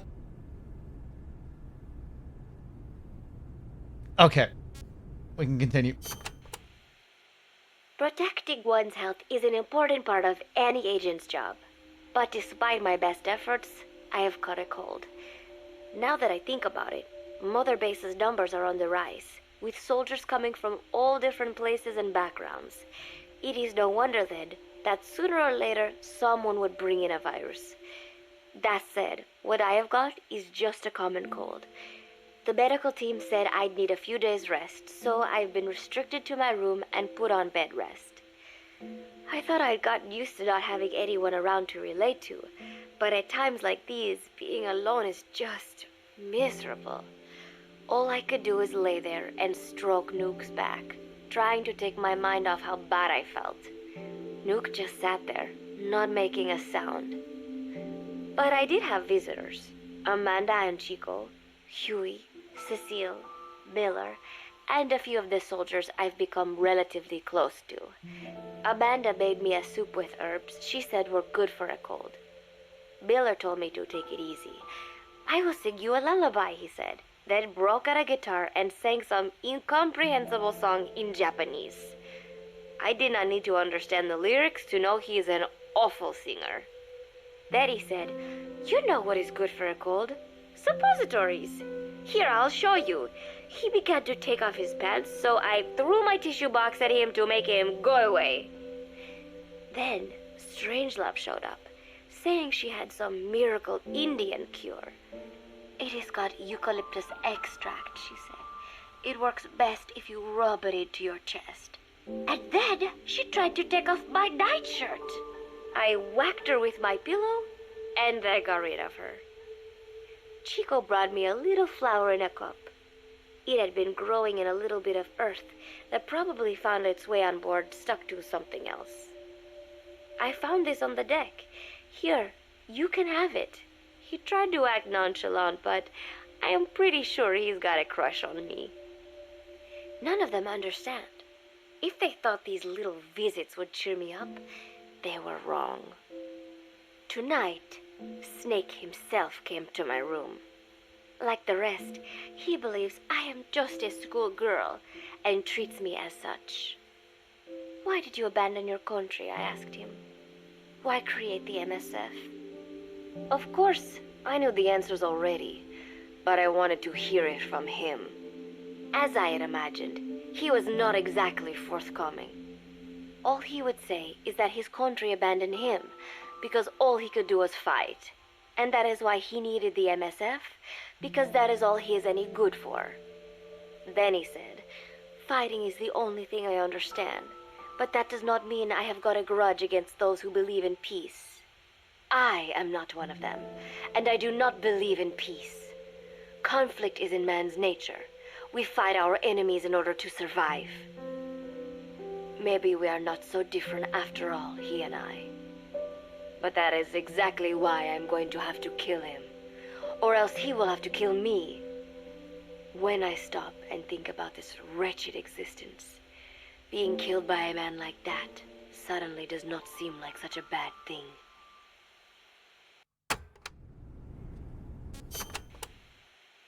Every month, Mother Base throws a party for all the soldiers whose birthdays fall in that month. There is something strange about a military organization having parties. Really though, it is just an excuse to drink and make noise. It is not easy to get alcohol in a fortress in the middle of the ocean. Most days they are training from dawn till dusk. They do not have time for things like drinking. That is why Snake and Miller came up with the idea, to give everyone a chance to let loose. Obviously, a bunch of boors like that are not going to bother with blowing out candles on a cake. Rather, they sit there in a cloud of cigarette smoke, drink beer, eat meat, tell tasteless jokes, and swap crude insults about one another's hometowns. But it hardly ever breaks out into something serious. They talk up a storm, but they're just having fun. It is funny. You have got members of FSLN rubbing shoulders with the UCLAs, people who once would have considered the other mortal enemies. I wonder if that is what makes Big Boss so popular. In leaving their countries behind, they leave their hatred for other countries too. Miller seemed a little protective of me. "Hope they're not being too crude," he said. But soon enough, he too was drunk. He yelled, "Come here and take a look at the real Kazuhira Miller," then dropped his pants and mooned everybody. The other soldiers burst out laughing. I have never seen such a crude, ridiculous party before. And yet, all these people, laughing and acting the fool, Is this what they call peace? For some reason, I began to think about all that has happened since I came here. Fishing with Chico, cooking with Amanda and Cecile, playing soccer, having visitors when I caught a cold. When I stop and think about it, my time here has been the most peaceful of my life. But that is about to end. I cannot imagine he will be willing to negotiate. It seems I am to fight the legendary Big Boss. I do not know if I'll be able to beat him. But if I have to choose between death and defying Cypher, I will gladly choose death. The thought of dying does not scare me. But if I disobey my orders, the fear and despair awaiting me will be far worse than anything I can imagine. It was Cypher who took me in as an orphan, gave me food and a place to live. His orders may have been unreasonable, but I will never repay my debt entirely. It seems I have no choice. I must fight this man. I must fight Snake.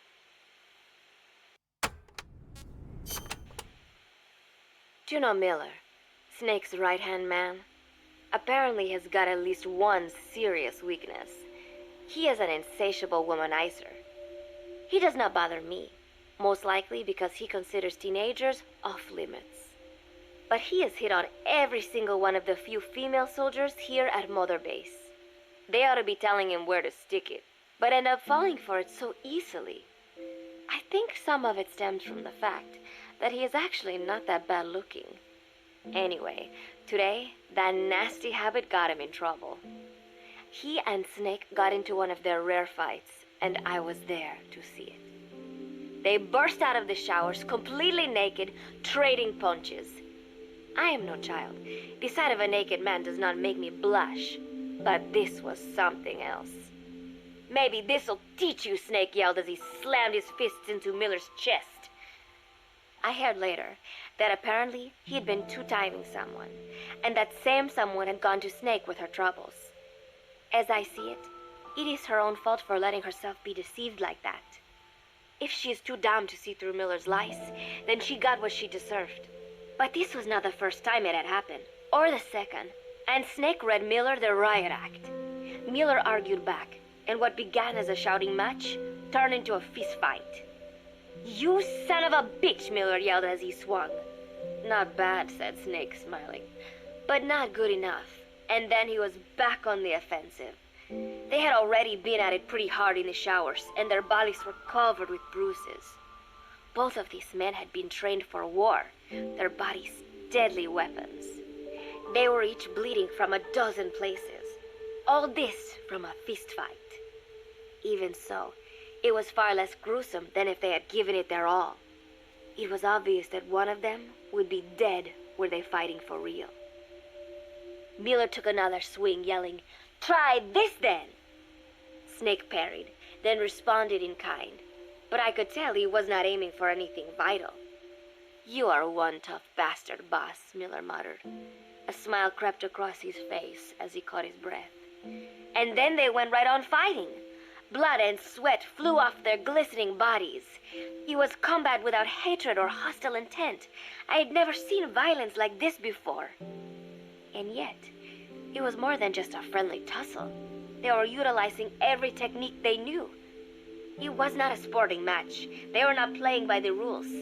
How could they keep this up? At last, the two men tired themselves out, and the bizarre scene came to an end. They looked at each other's battered bodies, and then burst out laughing, embracing and congratulating each other on a good fight. It all seemed so idiotic. I still cannot fathom such behavior.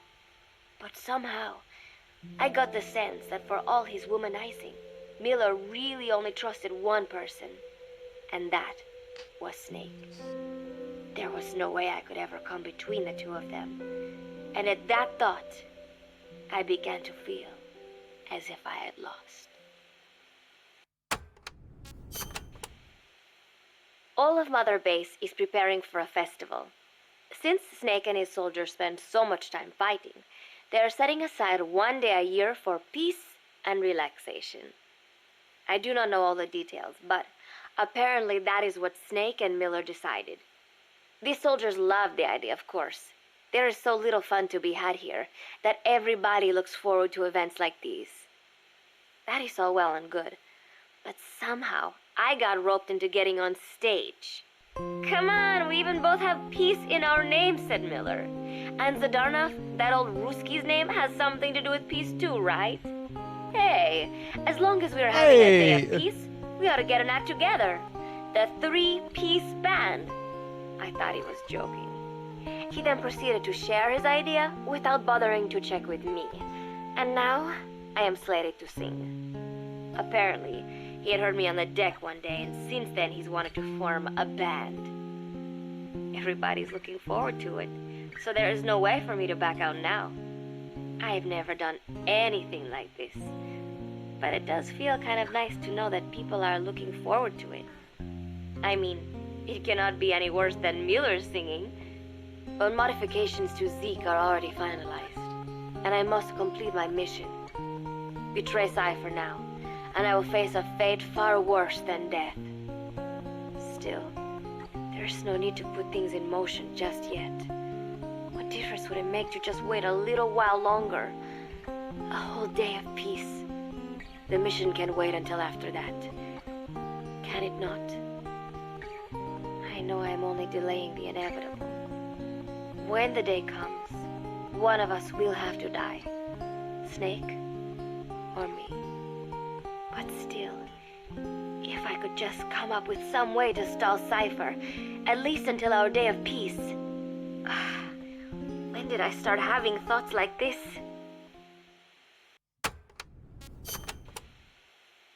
My cover is blown. They know nothing of Cypher or my true objective, but they know I am a spy. There is no more time left. I must act now. I must complete my mission. How did it come to this? All I wanted was 3 more days. Just 3. Miller's already finished writing the song. It is called Love Deterrent. It is about a girl who cannot express her true feelings. I have been practicing. I am no pro, but I was pretty sure I would do a decent job. And now this. Cypher found out that Zeke was complete. He must have someone inside Mother Base besides me, spinning his tightly wound web of control, leaving no room for individual will. Typical. When they found out Zeke was complete, I was ordered to execute the operation immediately. If I was going to enjoy just 1 day of peace, I had to ensure the plan could not move forward. I tried to sabotage Zeke. I thought by damaging the drive system, they would have no choice but to delay their plans. I waited until midnight, and then snuck into the hangar. There would be trouble if it looked like sabotage. I selected one of the drive system's load-bearing parts and carefully worked to warp its shape. The leg's drive system requires a high degree of precision to operate. Even the smallest deviation would have done it. Then, Chico walked in. Maybe it was one of those nights where he could not sleep. In any case, he saw me, panicked, and took off running. It would have been easy to kill him, but I could not. I know he likes me. It is not as if I would ever have an interest in a child like him, but I could not pull the trigger. Not at him, not in the back. Will he tell them? Or is there a chance he will keep it a secret? Protect me? No. He knows now. Knows I am not who he thought I was. He ran without even questioning what I was doing. There is no chance he does not know. And soon, all I have built here will end. And if Cypher has another agent among them, if he finds out I tried to sabotage Zeke, this place will no longer be my heaven. Then it is settled. I make my move now. Chico walked in before my sabotage was complete, so Zeke should still be operational. It might not run at full speed or power, but I do not have time to fix that. Without Zeke, I do not have a chance in hell of winning. I must act fast before Chico sounds the alarm. I knew it would come to this. I just did not think it would be so soon. It is time, Zeke. Metal Gear Zeke. Activate.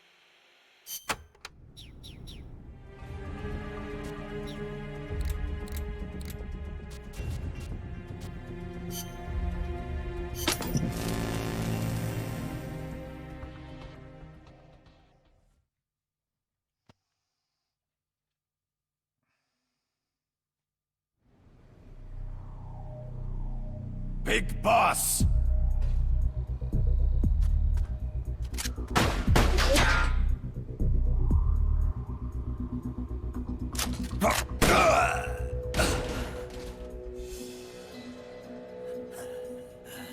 My work is done. What are you talking about? V for victory! Rocket! Peace!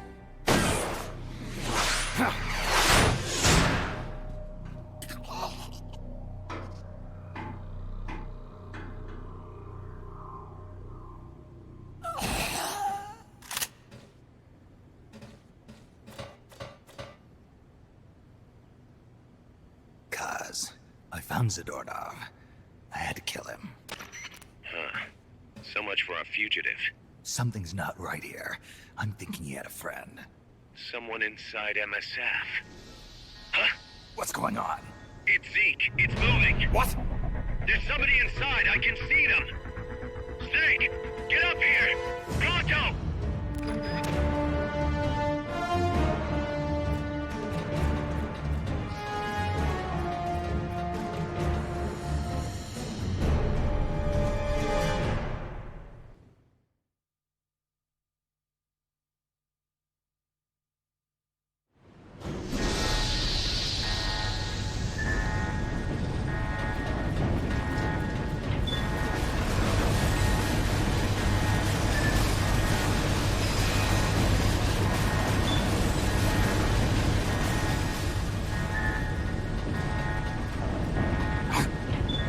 Took you long enough, Big Boss.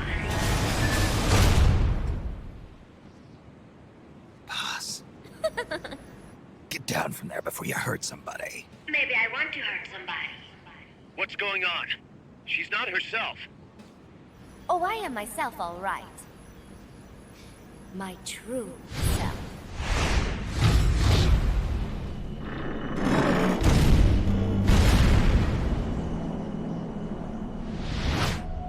Kaz, shut that thing down. I can't! The controls aren't responding! Then how's it moving? I made some modifications.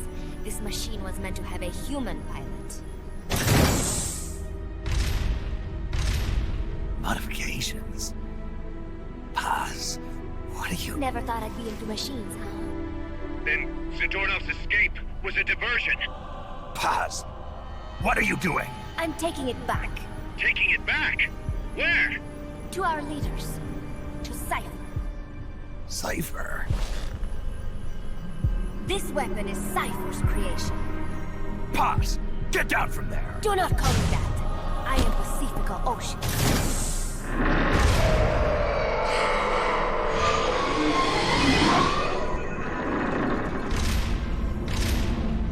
My name, my age, my mission. Cypher gave them all to me. My entire life has but one purpose. To carry out Cypher's plan. The nasty tobacco. The angel of peace crap. The whole teen with a dream routine. I am through with all of it. Paz, you I can't! told you not to tell me that. It makes me want to puke. Everything is gone exactly as planned. Now the Real Peace Walker project is finally about to reach its goal. The real project.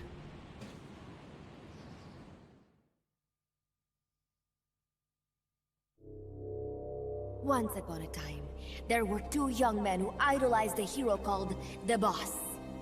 One day, they suddenly lost the point of origin. This Cypher, that was like a mother to them. Unable to come to terms with their sorrow, they each decided to carry on the will of their hero. But they could not agree on what that meant. In the end, they became bitter enemies, and the Zero from which they both started was split into two. And you have been on the wrong path ever since. There is no happily ever after waiting for you in the end, unless you obey the will of Cypher. Where does an army without borders call home? A state without borders, of course. A world without borders. A world without borders. The Cold War order is about to collapse. The age of electronic intelligence is about to begin. The NSA, CSS, NRO, DIA, etc., etc. The intelligence community that has long bickered amongst itself will be united in a world governed by electrons. Cypher will gather all information, watching over the world and guiding the will of its people, all while they remain blissfully unaware. There will be no one to oppose them. For the first time, the world will be ruled by a single will. Until the new order is in place, you and your army will be the force that protects it. You will be Cypher's deterrent, pulling the wool over the eyes of the old order with your charisma and military prowess.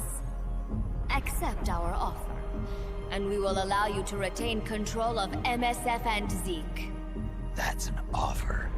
The boss threw down her gun, and with it, her life's calling.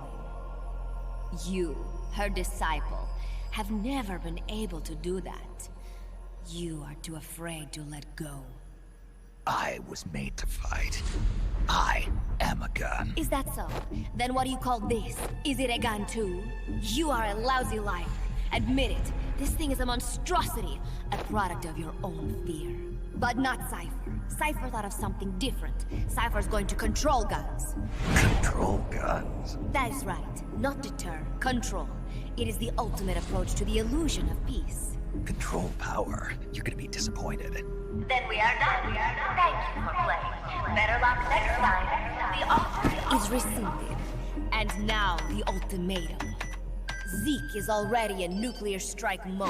What? I'm taking the weapon you built and using it to launch a nuclear strike on the east coast of the United States. You're insane. What are you after? But wait, here is your consolation prize. We are about to show the world just how dangerous a gang of outlaws, an army without borders can be. You and your men will become pariahs, and you will be wiped off the face of the earth. Rather than heroes, you will be seen as a well-armed extremist cult prone to indiscriminate outbursts of nuclear aggression. you will give rise to a new world order, an age of deterrence defined by its fear of extremist cult influence. Do you like the picture I am painting, Big Boss? When all is said and done, peace is nothing but a fantasy. A game is a game. You either win or you lose. All you can do is fight. Stop me if you can. The peace sign is the V of victory. Say, peace.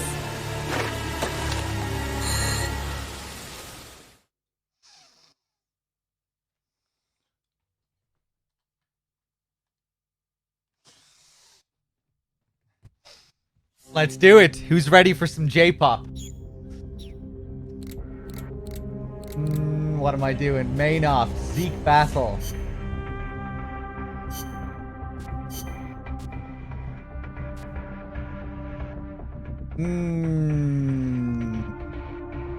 Swim trunks can actually be useful. Give me that extra speed buff. I love the beat.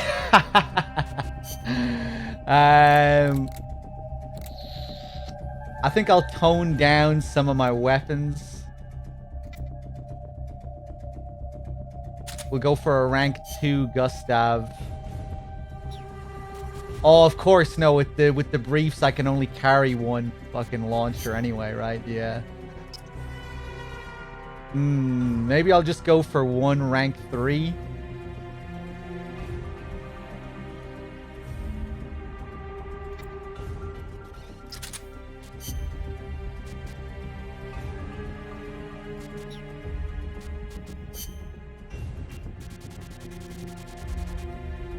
Nah, we'll go for battle.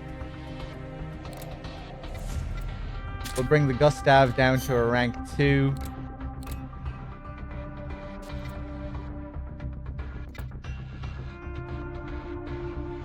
We'll bring the Law down to a rank 2.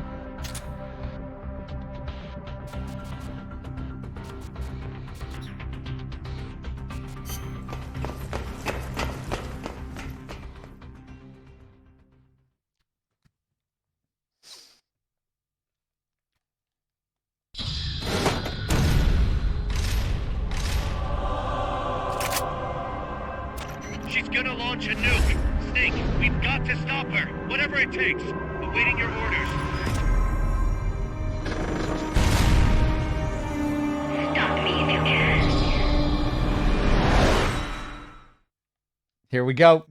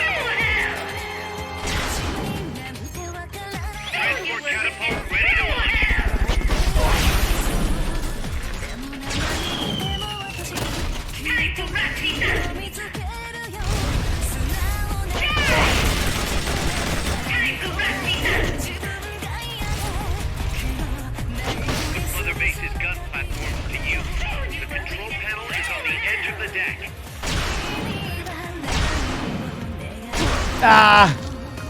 Strike request acknowledged. We'll need you to tag the target directly.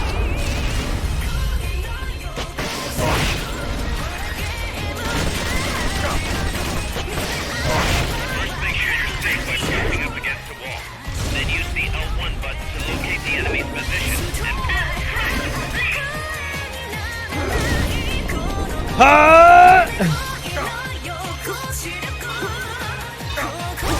Oh, you bitch!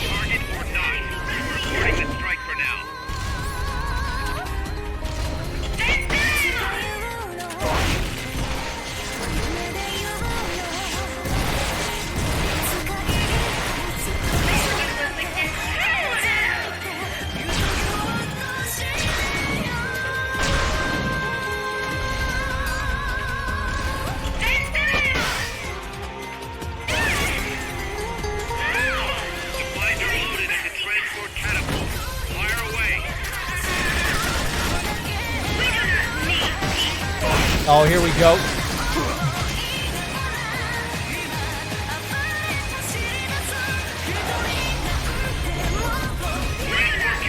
Ready to launch.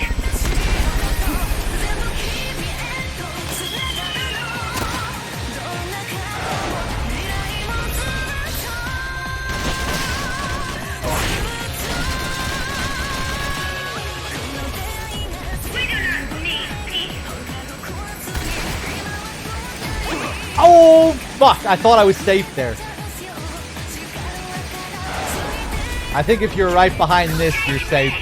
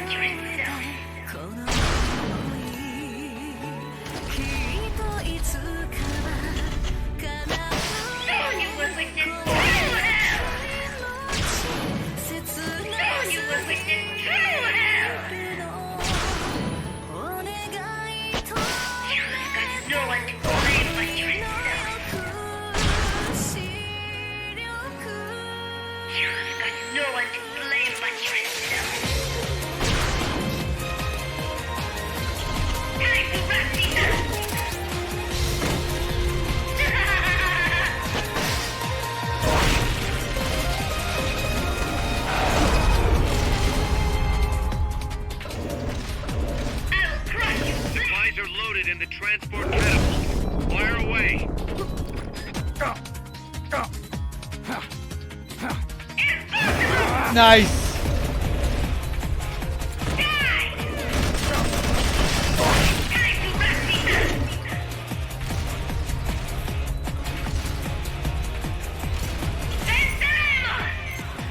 Strike request. Target acknowledged. Bombs away.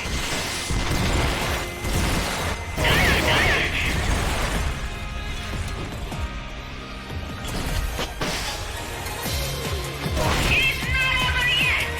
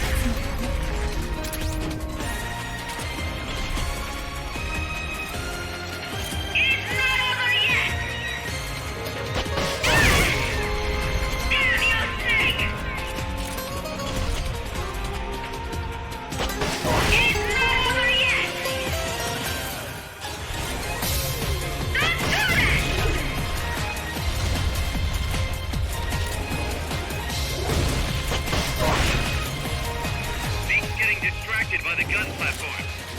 Now's your chance to attack.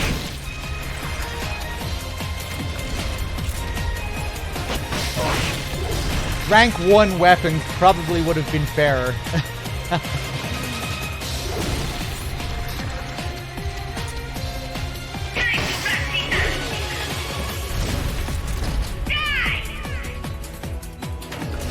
Rocket launcher's reloading. Let him have it.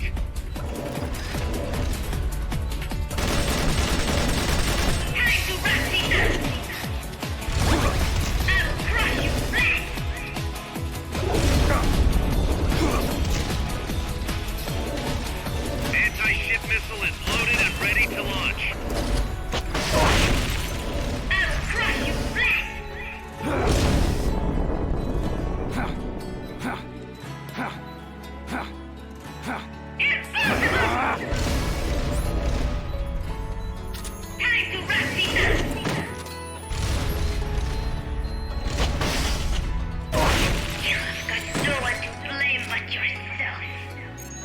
Transport catapult ready to launch.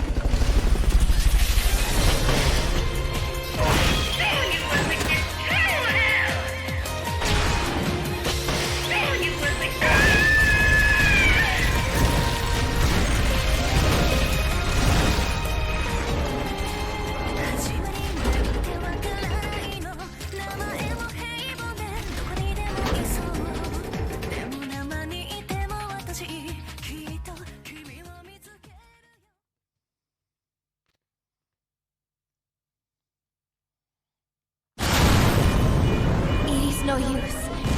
Zeke is out of my control. This is where it ends. Listen to me, Big Boss. As long as your army is needed, the world will never know true peace. The peace you will know will be fleeting, elusive. They will use you, disgrace you, and then finally discard you like they were a cancer to society. This is the path you have chosen.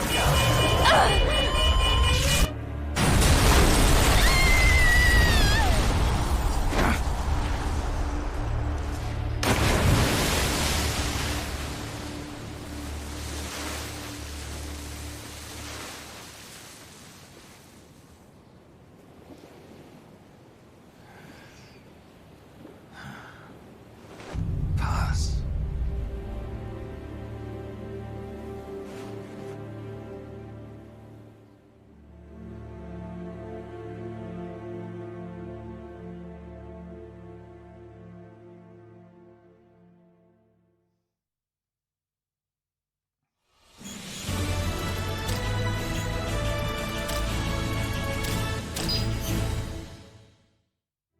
Who would have thought that little girl was working against us? Tell me about it. She had everybody fooled, me included. Can't believe I didn't pick up on anything. Snake, there's no point in beating yourself up over the past. But hey, maybe you should put in some practice against Zeke in case this sort of thing ever happens again. In any case, I need to go talk to Dr. Strangelove. Zeke still isn't ready. Huey!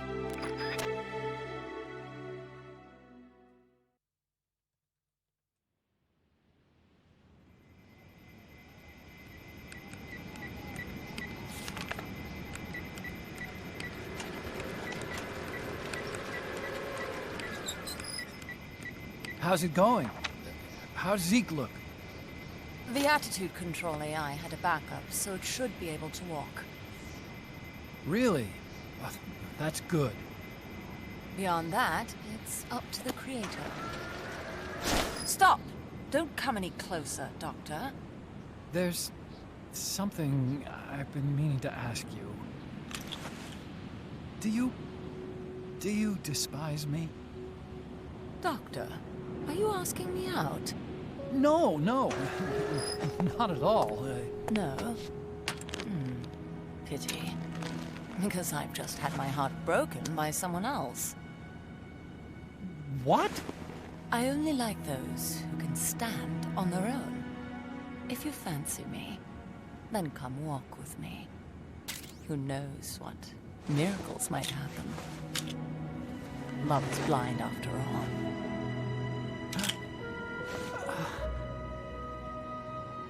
Take your time. I'll be waiting.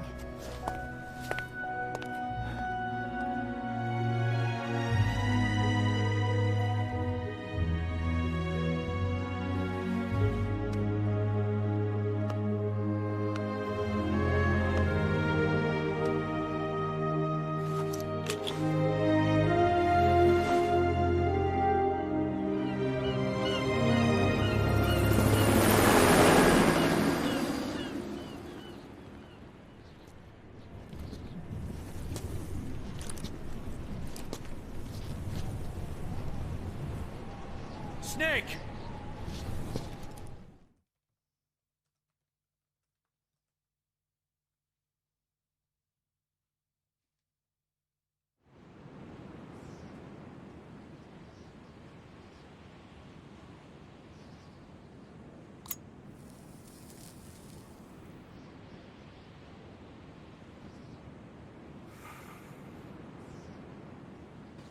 That name Paz mentioned at the end, Cipher, it's a code.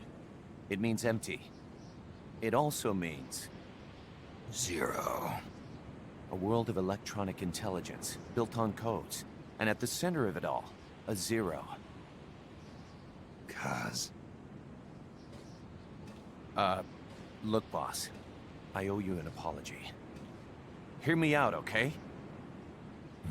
Sure. I knew Paz and the Professor. I knew who they really were all along. Kaz. I used them. I suppose you were the one that brought them to Columbia in the first place, huh? Guilty as charged. Paz wasn't just CIA, you know. She was working for the KGB, too. And for this Cipher group. In other words, she was a triple agent. You knew all of this? Wait, let me finish. Listen. MSF never would have gotten this big if it weren't for them. This mercenary business we built. Someday it's gonna be a new driving force in the world economy.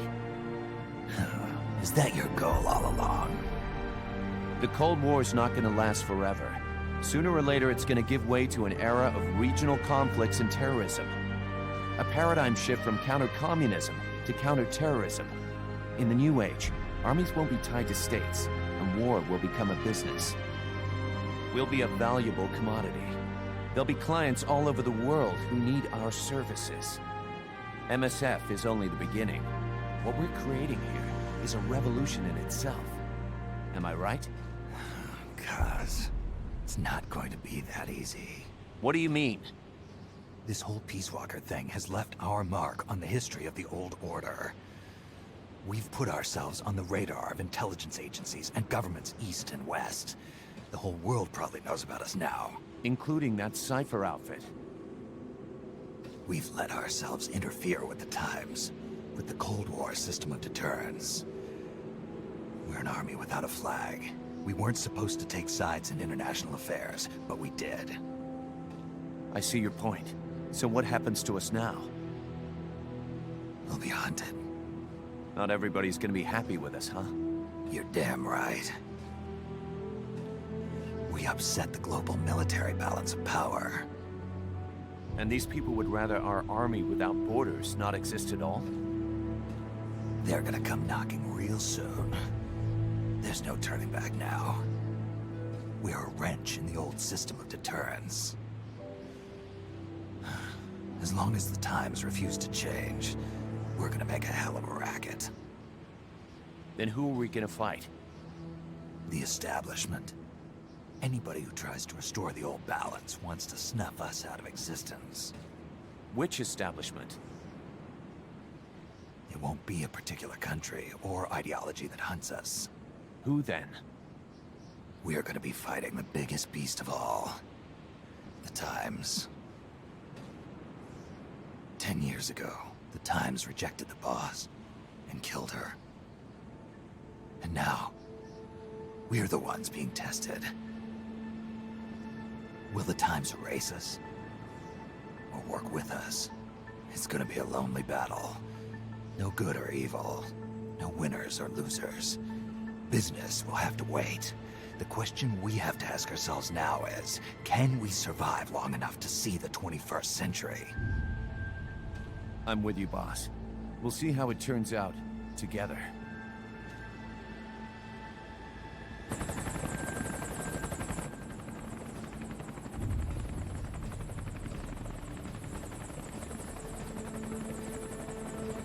The hunt is on, Kaz. And the whole world's on our tail. Assemble the men.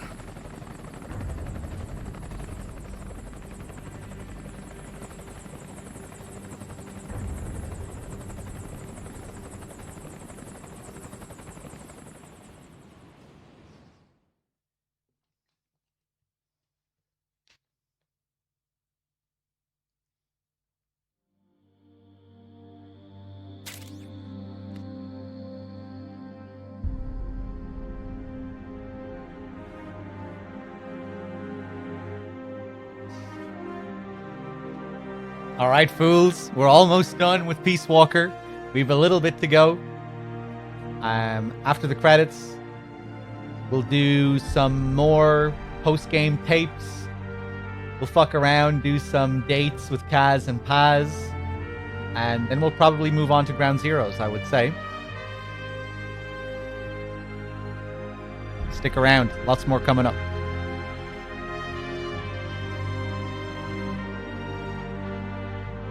Sonicus, thank you for the 5 months. Thank you for the magnificent Kajimbo Marathon yet again. It's our pleasure. It's good to be back. Good to be back doing these marathons. Thank you. Miller is found assassinated in his home by an unknown assailant, 2005. Muff Revengeance, thank you for gifting a sub to Moobot as well. And DMG, thank you for the 35 months. Cheers, guys.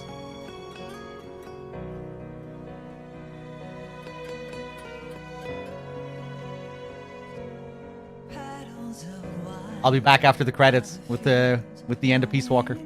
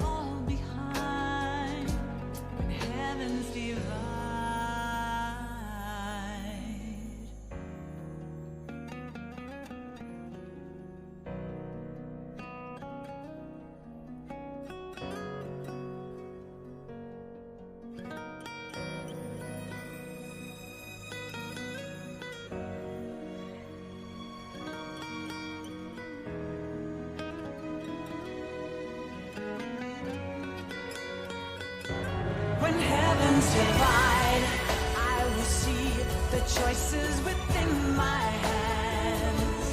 How can we ever protect and fight with our tiny souls? Let me shine like the sun through the doubts and fear. Do you feel the storm approach as the end draws near? When heavens divide, time will come to softly lay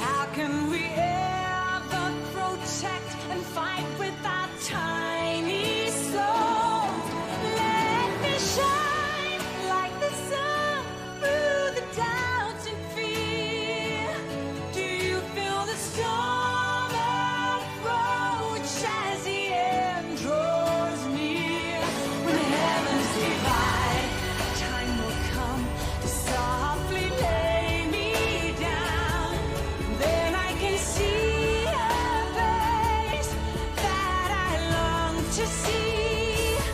And for you, only you, I would give anything, leaving a trace for love to find a way. When heavens and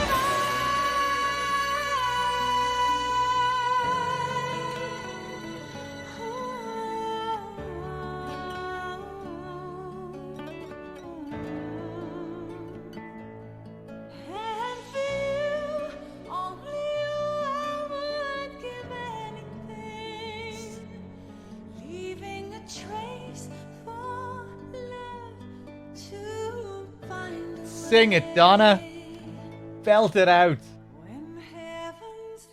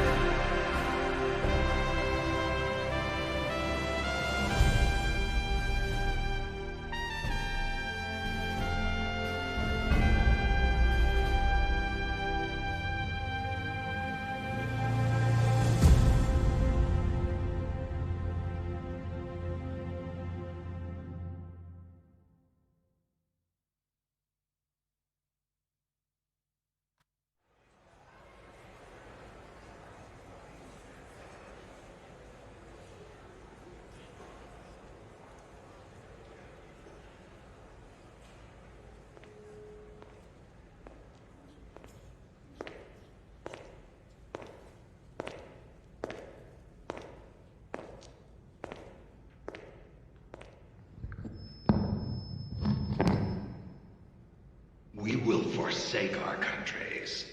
We will leave our motherlands behind us and become one with this earth. We have no nation, no philosophy, no ideology. We go where we're needed, fighting not for country, not for government, but for ourselves. We need no reason to fight. We fight because we are needed. We will be the deterrent for those with no other recourse. We are soldiers without borders, our purpose defined by the era we live in. We will sometimes have to sell ourselves and services. If the times demand it, we'll be revolutionaries, criminals, terrorists. And yes, we may all be headed straight to hell. But what better place for us than this? It is our only home, our heaven and our hell. This is utter heaven.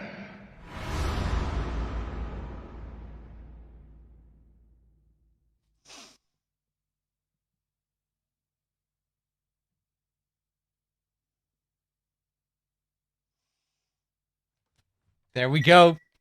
There we go. Second ending down. We're almost at the end. Let's go back to the mission selector.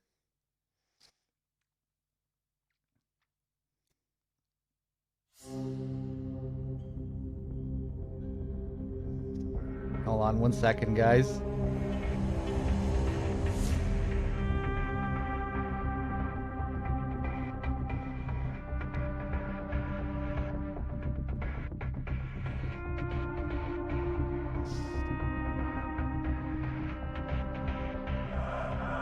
There's a few more tapes I want to do, just a couple. Well, we're going to do the dates with Kaz and Paz as well, I think. Actually, let's do the dates first. Actually, no. We'll do the tapes first. Hold on.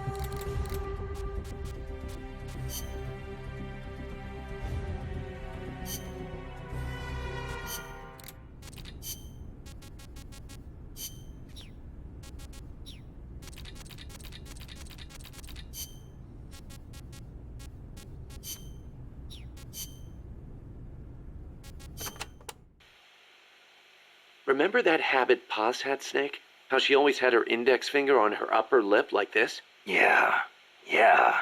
It bugged me ever since we first met her. Never figured her for a snuff user. I can't believe we never noticed. She used the kind where you keep a pouch of leaf in your upper jaw, let it absorb through your gums. She might not have been used to it. Probably used her finger to keep it in place. Your save turns red on the HD collection as well. Once you finish the second ending, I don't think it turns red before that. I think it's after the second ending as well. You would have noticed it when I loaded up my file this time. How could Paz... We were gonna start a band together. She was posing as a KGB agent, too. She must have put on the act to get close to Galvez. Wonder how much Coleman knew. But the whole time she was working for some organization called Cypher. Huh. Cypher. Ring any bells, Kaz? Cypher. It means code, or zero in Arabic numerals. Zero. Does that mean something to you? Not sure. You know, cipher and zero were basically the same word. It's a linguistic redundancy. The word stems from the Sanskrit shunya. It corresponds to the Buddhist concept of emptiness. In Buddhism, shunya means hollow. It supposedly refers to something that's swollen and empty on the inside. A big swollen emptiness. Just like outer space. So keep in mind what Kaz just said there. If we go down here to our data files, you know how after each MGS game you get that like post-credits final twist? Oftentimes it's a phone call. This game also has that, but you need to complete all the missions in order to unlock it, including all the side missions. So yeah, you really have to earn it. You really have to earn the final twist in this game. And if you do, you get this secret file. This is the last piece of lore. The most hidden piece of lore. The phone call.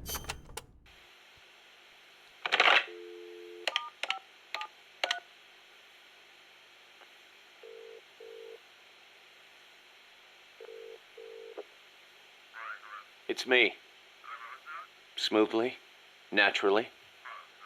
No. Big Boss doesn't know the truth. No, Langley hasn't decided what to do yet. Their hands are full with their own mess. True. Lubyanka is in the same boat. Yes. Other eyes continue to watch, but no sign of contact so far. Exactly. It's a non-state army to use however they want. They've probably decided there's no sense in wiping them out just yet. Better to make use of them. Indeed they have. There's a site near Angola. And we fully validated the AI as well. Agreed. In the end, a machine is just that. A machine. Sigan was right. It seems it's time for a change in approach. Machines are best suited to specialize in high-level data processing. Yes, of course. Speaking of which, any news on the Suns? 2. Already? Really? But they're strictly an insurance policy, yes? So that's the idea. I wonder how Big Boss will respond. Yes, but I'm only interested in the business angle. Like I said before, I'm neither an enemy nor an ally. I'm merely a business partner. Don't forget it. Yes, I'll be in touch. My dear Zero. And there we go. Pretty fucking huge. Miller working as a business partner with Zero. He knows about the clones. He knows about SIGINT. The plan to create the Patriots AI. Keeping all of this from Snake. The call that we just got before this where they're talking about Cypher. Does that mean anything to you, Snake? Kind of, you see both of them keeping information from each other there, which is interesting. But, yeah, crazy final twist. He's just a business partner with Zero, but at the same time, he knows quite a bit about their most inner workings, you know? Knows about the clones, the AI. Cool to hear as well that it was SIGINT's idea as well. And that does line up nicely with that call in MGS3.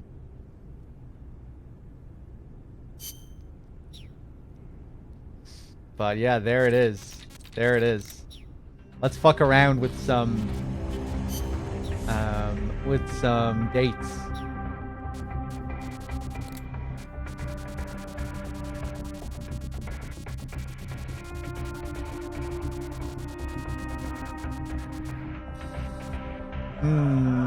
What do I want to do first? Kaz or Paz? Let's do Kaz. Snake, the sunsets are so pretty here. Are you feeling okay, Kaz? Yeah, I mean, I've got MSF business to think about and all. But sometimes, it's nice to just sit and watch the sunset, you know? Yeah. Snake, would you be up for going to the coast to watch the sunset? Just the two of us?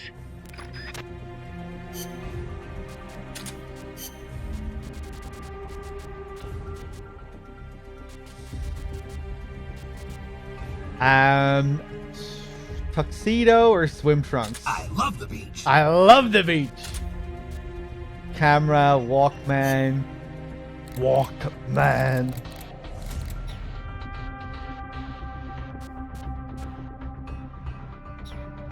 Alright, hold on. Let me check the comms. I think they should be set up.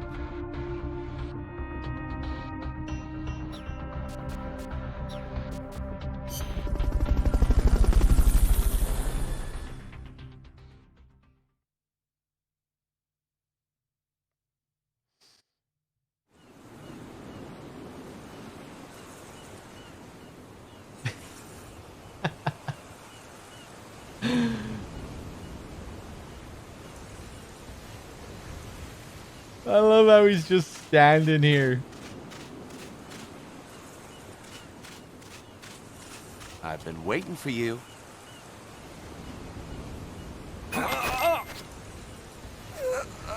Start talking. I got nothing to hide. Start talking. No skeletons in my closet. Start talking. Okay. There's one thing I never told you. Start talking. You were always my... Start talking. I got nothing to hide. And we never get to hear what he was gonna say there. You were always my what? Start talking. No skeletons in my closet. So yeah, here they kind of foreshadow the phone call tape, I think. Start talking. Okay. There's one thing I never told you. You'd imagine this is what they're alluding to anyway. Start talking. You were always my...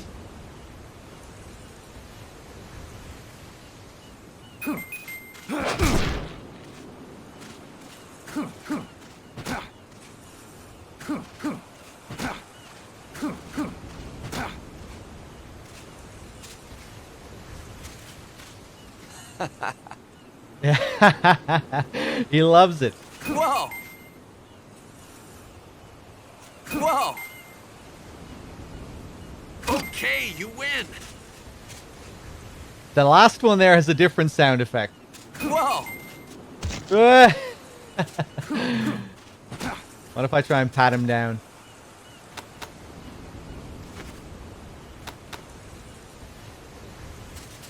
So these missions kind of have like dating sim mechanics. You need to say the right things. If you say the wrong things, your points go down. You say the right things, your points go up. You need to get a certain amount of points if you want to see something special at the end, if you want to get a good rank. Your rank in these missions, that all depends on what you say and what you do. Not bad. Cut it out. You're making me blush. Like there, that's a positive. Good to have you. Hey, come on now. We're friends, aren't we? And you can do 2 of each. Stick with CQC. Anytime. Stick with CQC. Stick with CQC. Anytime. Rocket peace. Rocket peace. You're kidding, right? That's the same sound effect from the photo upload section from MGS2. Ooh.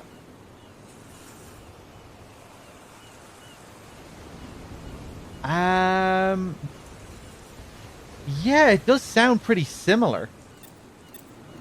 Rocket peace. You're kidding, right? It sounds similar. It might not be the exact same. I'm going with you. Right. Hasta la victoria. Siempre. Venceremos! Nice. It's cool. There's some pretty unique reactions.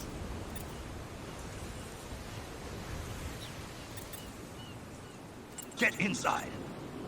Right. Ugh. Hydra! Hydra!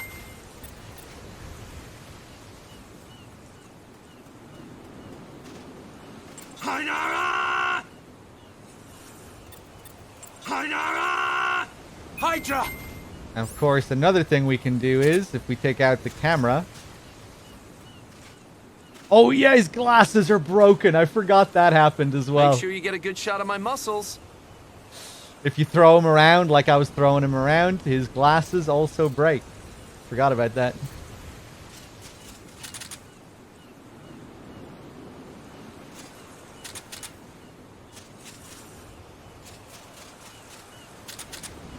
I might need to level up the Bond a little bit more before he'll pose for us. Impressive. Cut it out. You're making me blush. Don't die on me. I'm not gonna die on you.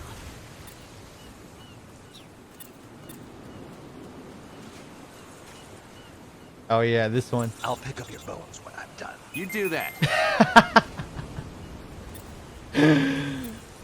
You do that. The classic, of course. Kept you waiting, huh? Can't wait any longer. Can't wait any longer. For what, I wonder? Kept you waiting, huh? Can't wait any longer.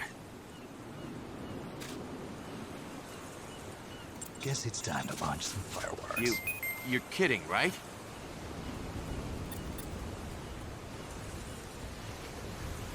Guess it's time to launch some fireworks. You're kidding, right? I like it. I like it. I like you too. I think that sound might have signified something. Let's try the camera again. Make sure you get a good shot of my muscles. Yeah, here we go.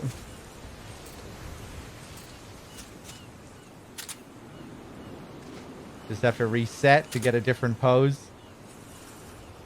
Make sure you get a good shot of my muscles.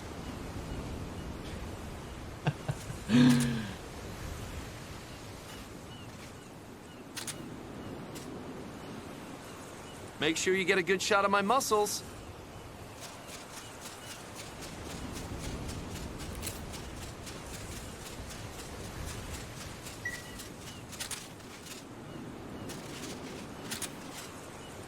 Maybe we were meant for each other. Make sure you get a good shot of my muscles. Hey, there it is, the liquid pose.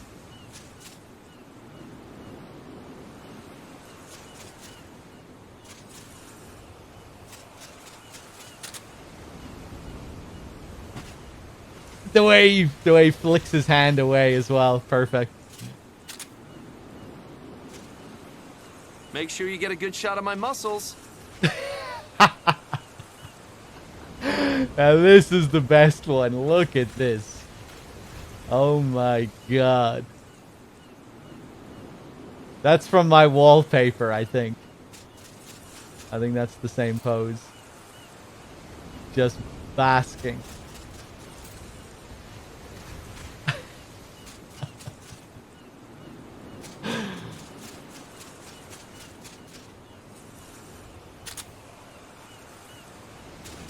Think Kojima mocap Kaz? Imagine. Make sure you get a good shot of my muscles. I think that's it.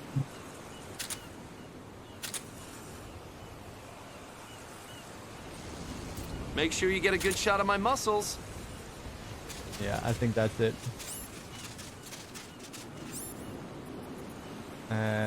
What you can also do...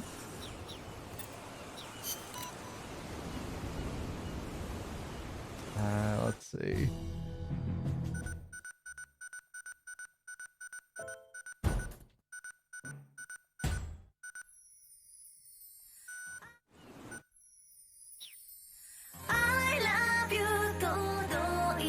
If you play some music, he'll do some air guitar.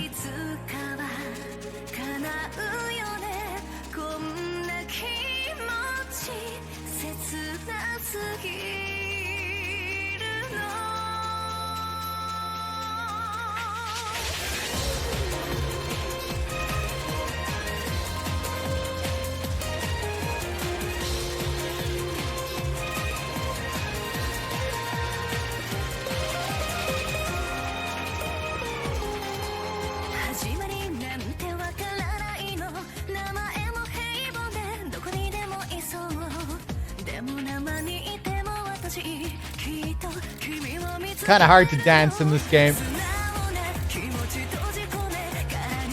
Dance moves definitely not as good as MGS4.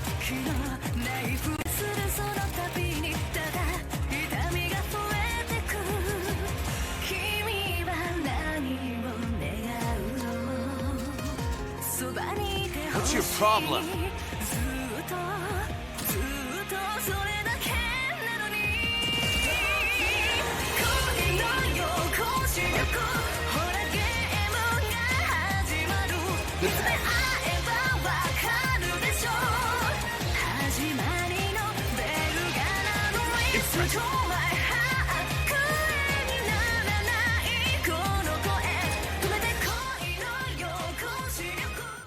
Okay, that's enough. Let me do just a few more commands. Stick with CQC. All right. I like it. All right. I'm going with you. Right. Arigato. Good work.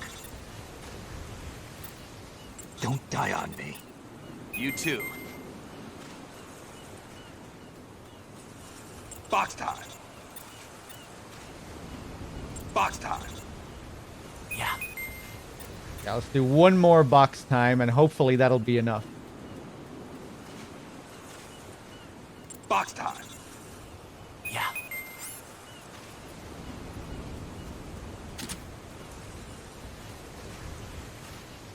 Ooh, got room for two? Aha.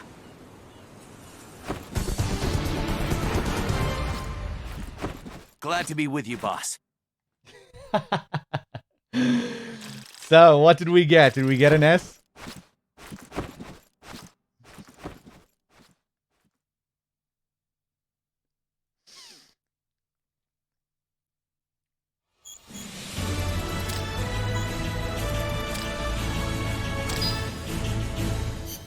Nice.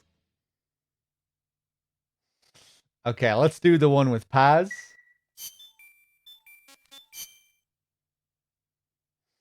DRK played Peace and Kazuhira Blues earlier. I don't suppose he also played the sauna scene, did he? That's not included with it. You know how during Paz's diary, she tells that story about Snake and Miller fighting in the showers? How they came out of the showers that one time with sweat glistening off their bodies because Miller 2 times one of the female members on the base. You know that story?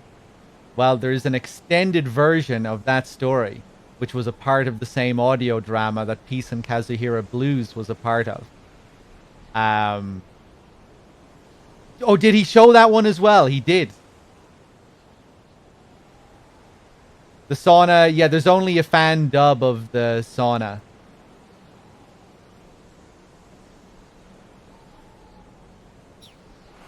He did, he played it. I won't go over it again if he already played it.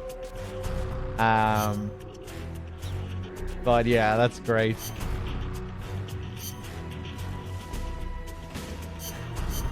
Bam, bam, bam, bam.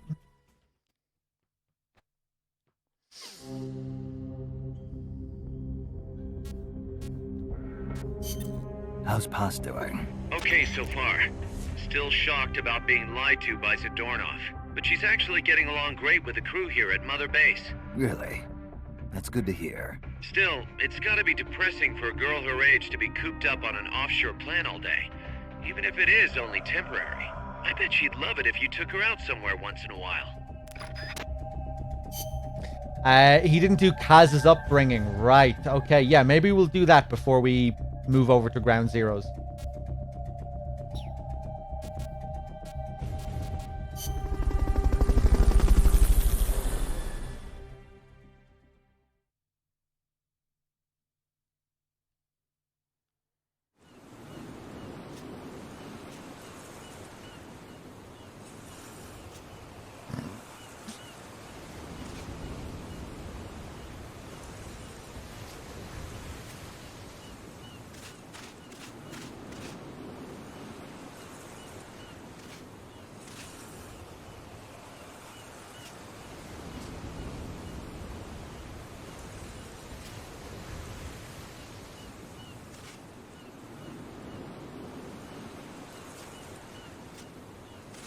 Why are you doing like that?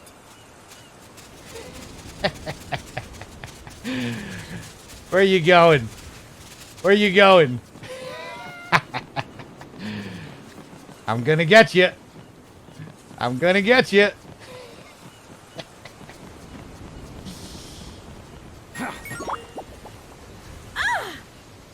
What are you doing? Did you come here to swim? It is too dangerous. Stay away from me. Creep.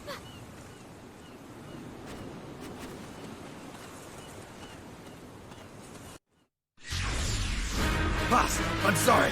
Don't walk away. Boss!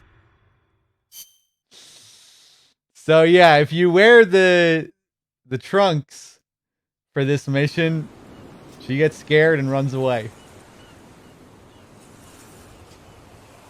I don't think there's any way to grab her, like to get her in a chokehold.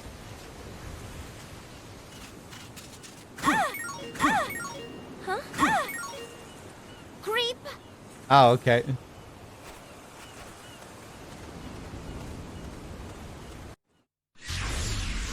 Boss, wait! Boss!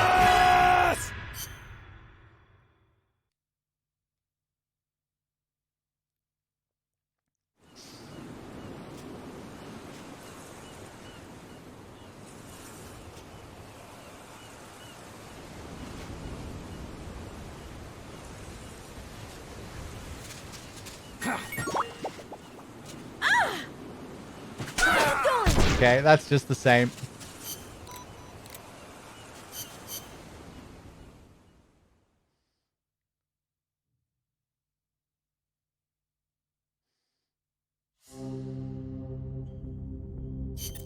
How's Paz doing?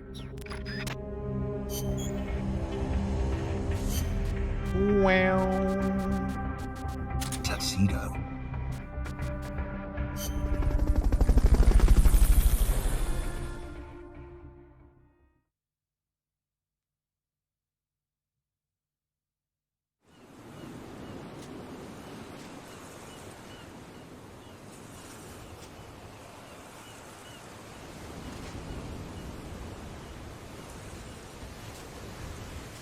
Okay, now she shouldn't be hostile. We're cool? I think we're cool. What's with that? You don't like my magazines? You going to throw this away? You want to read this together? Yes. What's with that? A popular pulp magazine. Once set, anyone who notices it will stop to read it. These are the ones with the girl cosplaying Amanda on it. What about some cookbooks? You going to throw this away? You want to read this together?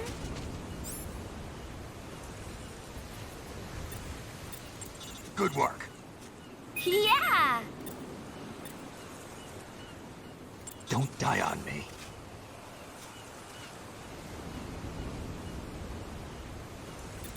Don't die on me.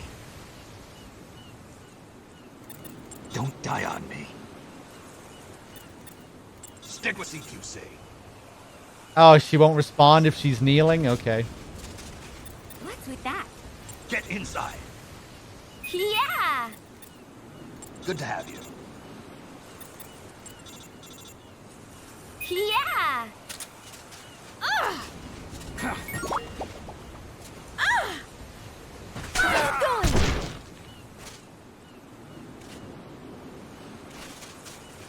And of course, Paz will also dance. We equip the Walkman.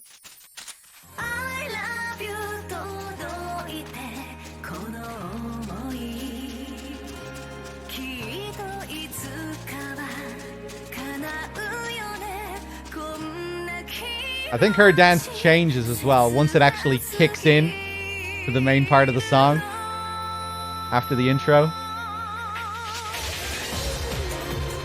Yeah, there it is.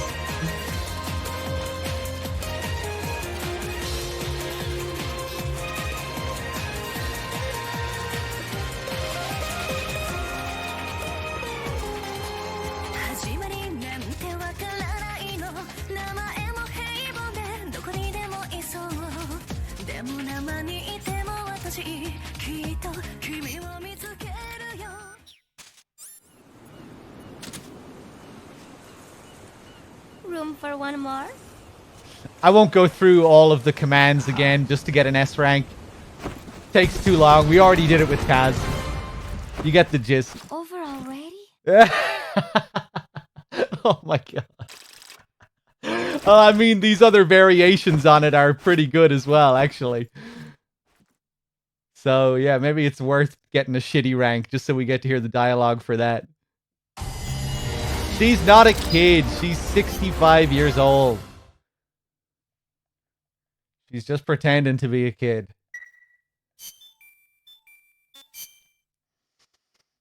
All right, let's do Kaz's upbringing, and then I think it'll be about time to move over to Ground Zeroes.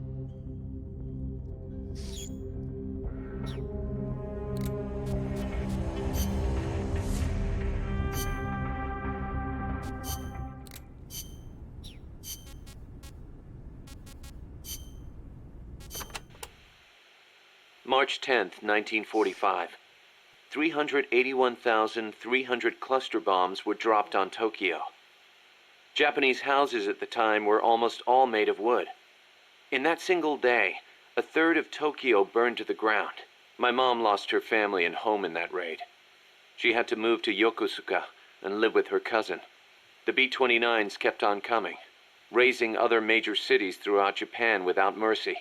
Then, in August, They dropped atomic bombs on Hiroshima and Nagasaki, and Japan surrendered to the United States at last. After that, Yokosuka was flooded with American soldiers come to occupy the country. My mother was still in her mid-teens, and she learned from her cousin how to survive in that town, by servicing the troops. That's how she met my father, and how I was born. My father was an officer serving with the government section of Allied GHQ under General Whitney. Whitney was known as MacArthur's shadow, and my father rode his coattails to a pretty high rank. While he was in Japan, he treated my mom like a wife. After he went back to the States, though, she never heard from him. I wasn't born until after he went back. My mom raised me as a single mother. She used the money my father left her to open a shop selling cigarettes and stuff to occupation troops. It was a decent living, but I didn't have citizenship. They're working to change the law now, but back then if your father was unknown, you couldn't get onto the Japanese family register. And in Japan, that means you can't be Japanese. So as I watched the American soldiers around town, I said to myself, I'm a son of America, the victor. My hair and eyes were different from the skinny, downtrodden Japanese around me. I told myself I'd leave this country someday and return to my true homeland. When I was around 10 years old, my mom fell ill, pretty much leaving me to run the shop in her place. One day I found a single picture of my father in the back of a drawer in the shop. I'd show it to the American soldiers who came into the store. A few years went by before one of them told me who he was. I know him, that's Miller. I started asking other guys, do you know where Miller is now? Can anybody tell me where Colonel Miller is now? Turns out he'd left the service and was making a living as an instructor for soldiers in Virginia. It was one of his students who finally told me that. I wrote him a letter in English. I'm your son. I want to go to the United States. Day after day I waited. Then just when I was about to give up, the post office delivered my future to the door. My father sent me some money. I thought my dream was going to come true. I was only thinking of myself. So I went to my bedridden mother and convinced her to let me go. My father arranged for a car to pick me up. It was jet black. When the neighborhood kids who'd always made fun of my hair saw it, their jaws practically hit the ground. I put my mom in a hospital and went on my own to America. When I met my father for the first time, he was living alone in a big house. He told me he'd lost his son, his American son, in Vietnam. He showed me a picture of my older brother. I guess that and his divorce left my father feeling lonely, which is probably why he finally took an interest in me. He'd retired from teaching. He was stooped over, could hardly walk, but he gave me two things: the name Miller and money for school. I used it to learn English and then go to college. America was exhausted from years of fighting in Vietnam. They were waging war in a foreign land, while at home, people were screaming for peace. Right after I graduated, I went back to Japan, alone. My father refused to see my mom. It was the first time I'd seen her in years, and she wouldn't even look at me. At first, I thought she was mad at me, but that wasn't it. Disease had taken her mind. A disease she got while she was young and desperate. She didn't even know who I was. I said, Mom, it's me, Kazuhira. As I spoke, the sound of my own voice rang in my ears. Katsuhira, the name my mom gave me. It means peace in Japanese. I was Japanese. At least, I was the son of this tiny Japanese woman. It was then, for the first time, that I understood the reason, the emotion that inspired my mother to give me that name. She'd watched her hometown and family go up in flames. Her body and her mind were ravaged by war. And yet she chose to have a child named Peace, with a man who was once her enemy. Japan lost the war. But what good is war as a measure of a country? Since the war and up until the oil shock last year, Japan's economy has grown every single year. It's on its way to becoming a stronger country than ever. I stayed in Japan and joined the JSDF. I was 22 at the time. I did it to pay our bills. But it wasn't just that. I could have found work anywhere. And I knew it. And still, I couldn't think of anything else to do with myself. 2 years later, I didn't have to worry about Mom's hospital bills anymore. I left the JSDF and went back to the States. My father was already dead and buried. I was told he'd shot himself in the head. America crushed Japan, but it also crushed my father. My American dream was over. After that, I drifted around and, well, you know the rest. GHQ made women like my mother. It made Japan's peace constitution and the JSDF. And it made me. I was spawned by war, but I don't want to die in one. I won't die for a country, and I won't live like a pauper. I won't have my fate decided by some family register. So as long as I stick with you, boss, I've got a good feeling none of that will happen. Yeah, that's a really good one. Atkin Downs, man, does such a great job with this role. Anxious Daddy with the 2 months. Thank you very much. Kazuhira Blues is a part of Ground Zeroes, but DRK played it earlier because it does fit with during Peace Walker.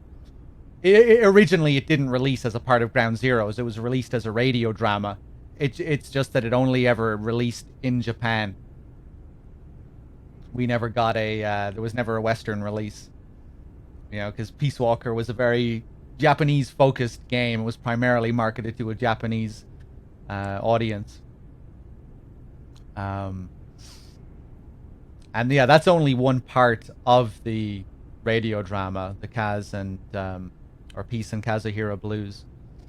But yeah, DRK must have played it earlier when he played the tape that's underneath this one, How Miller Met Snake. That's like the shortened version of it.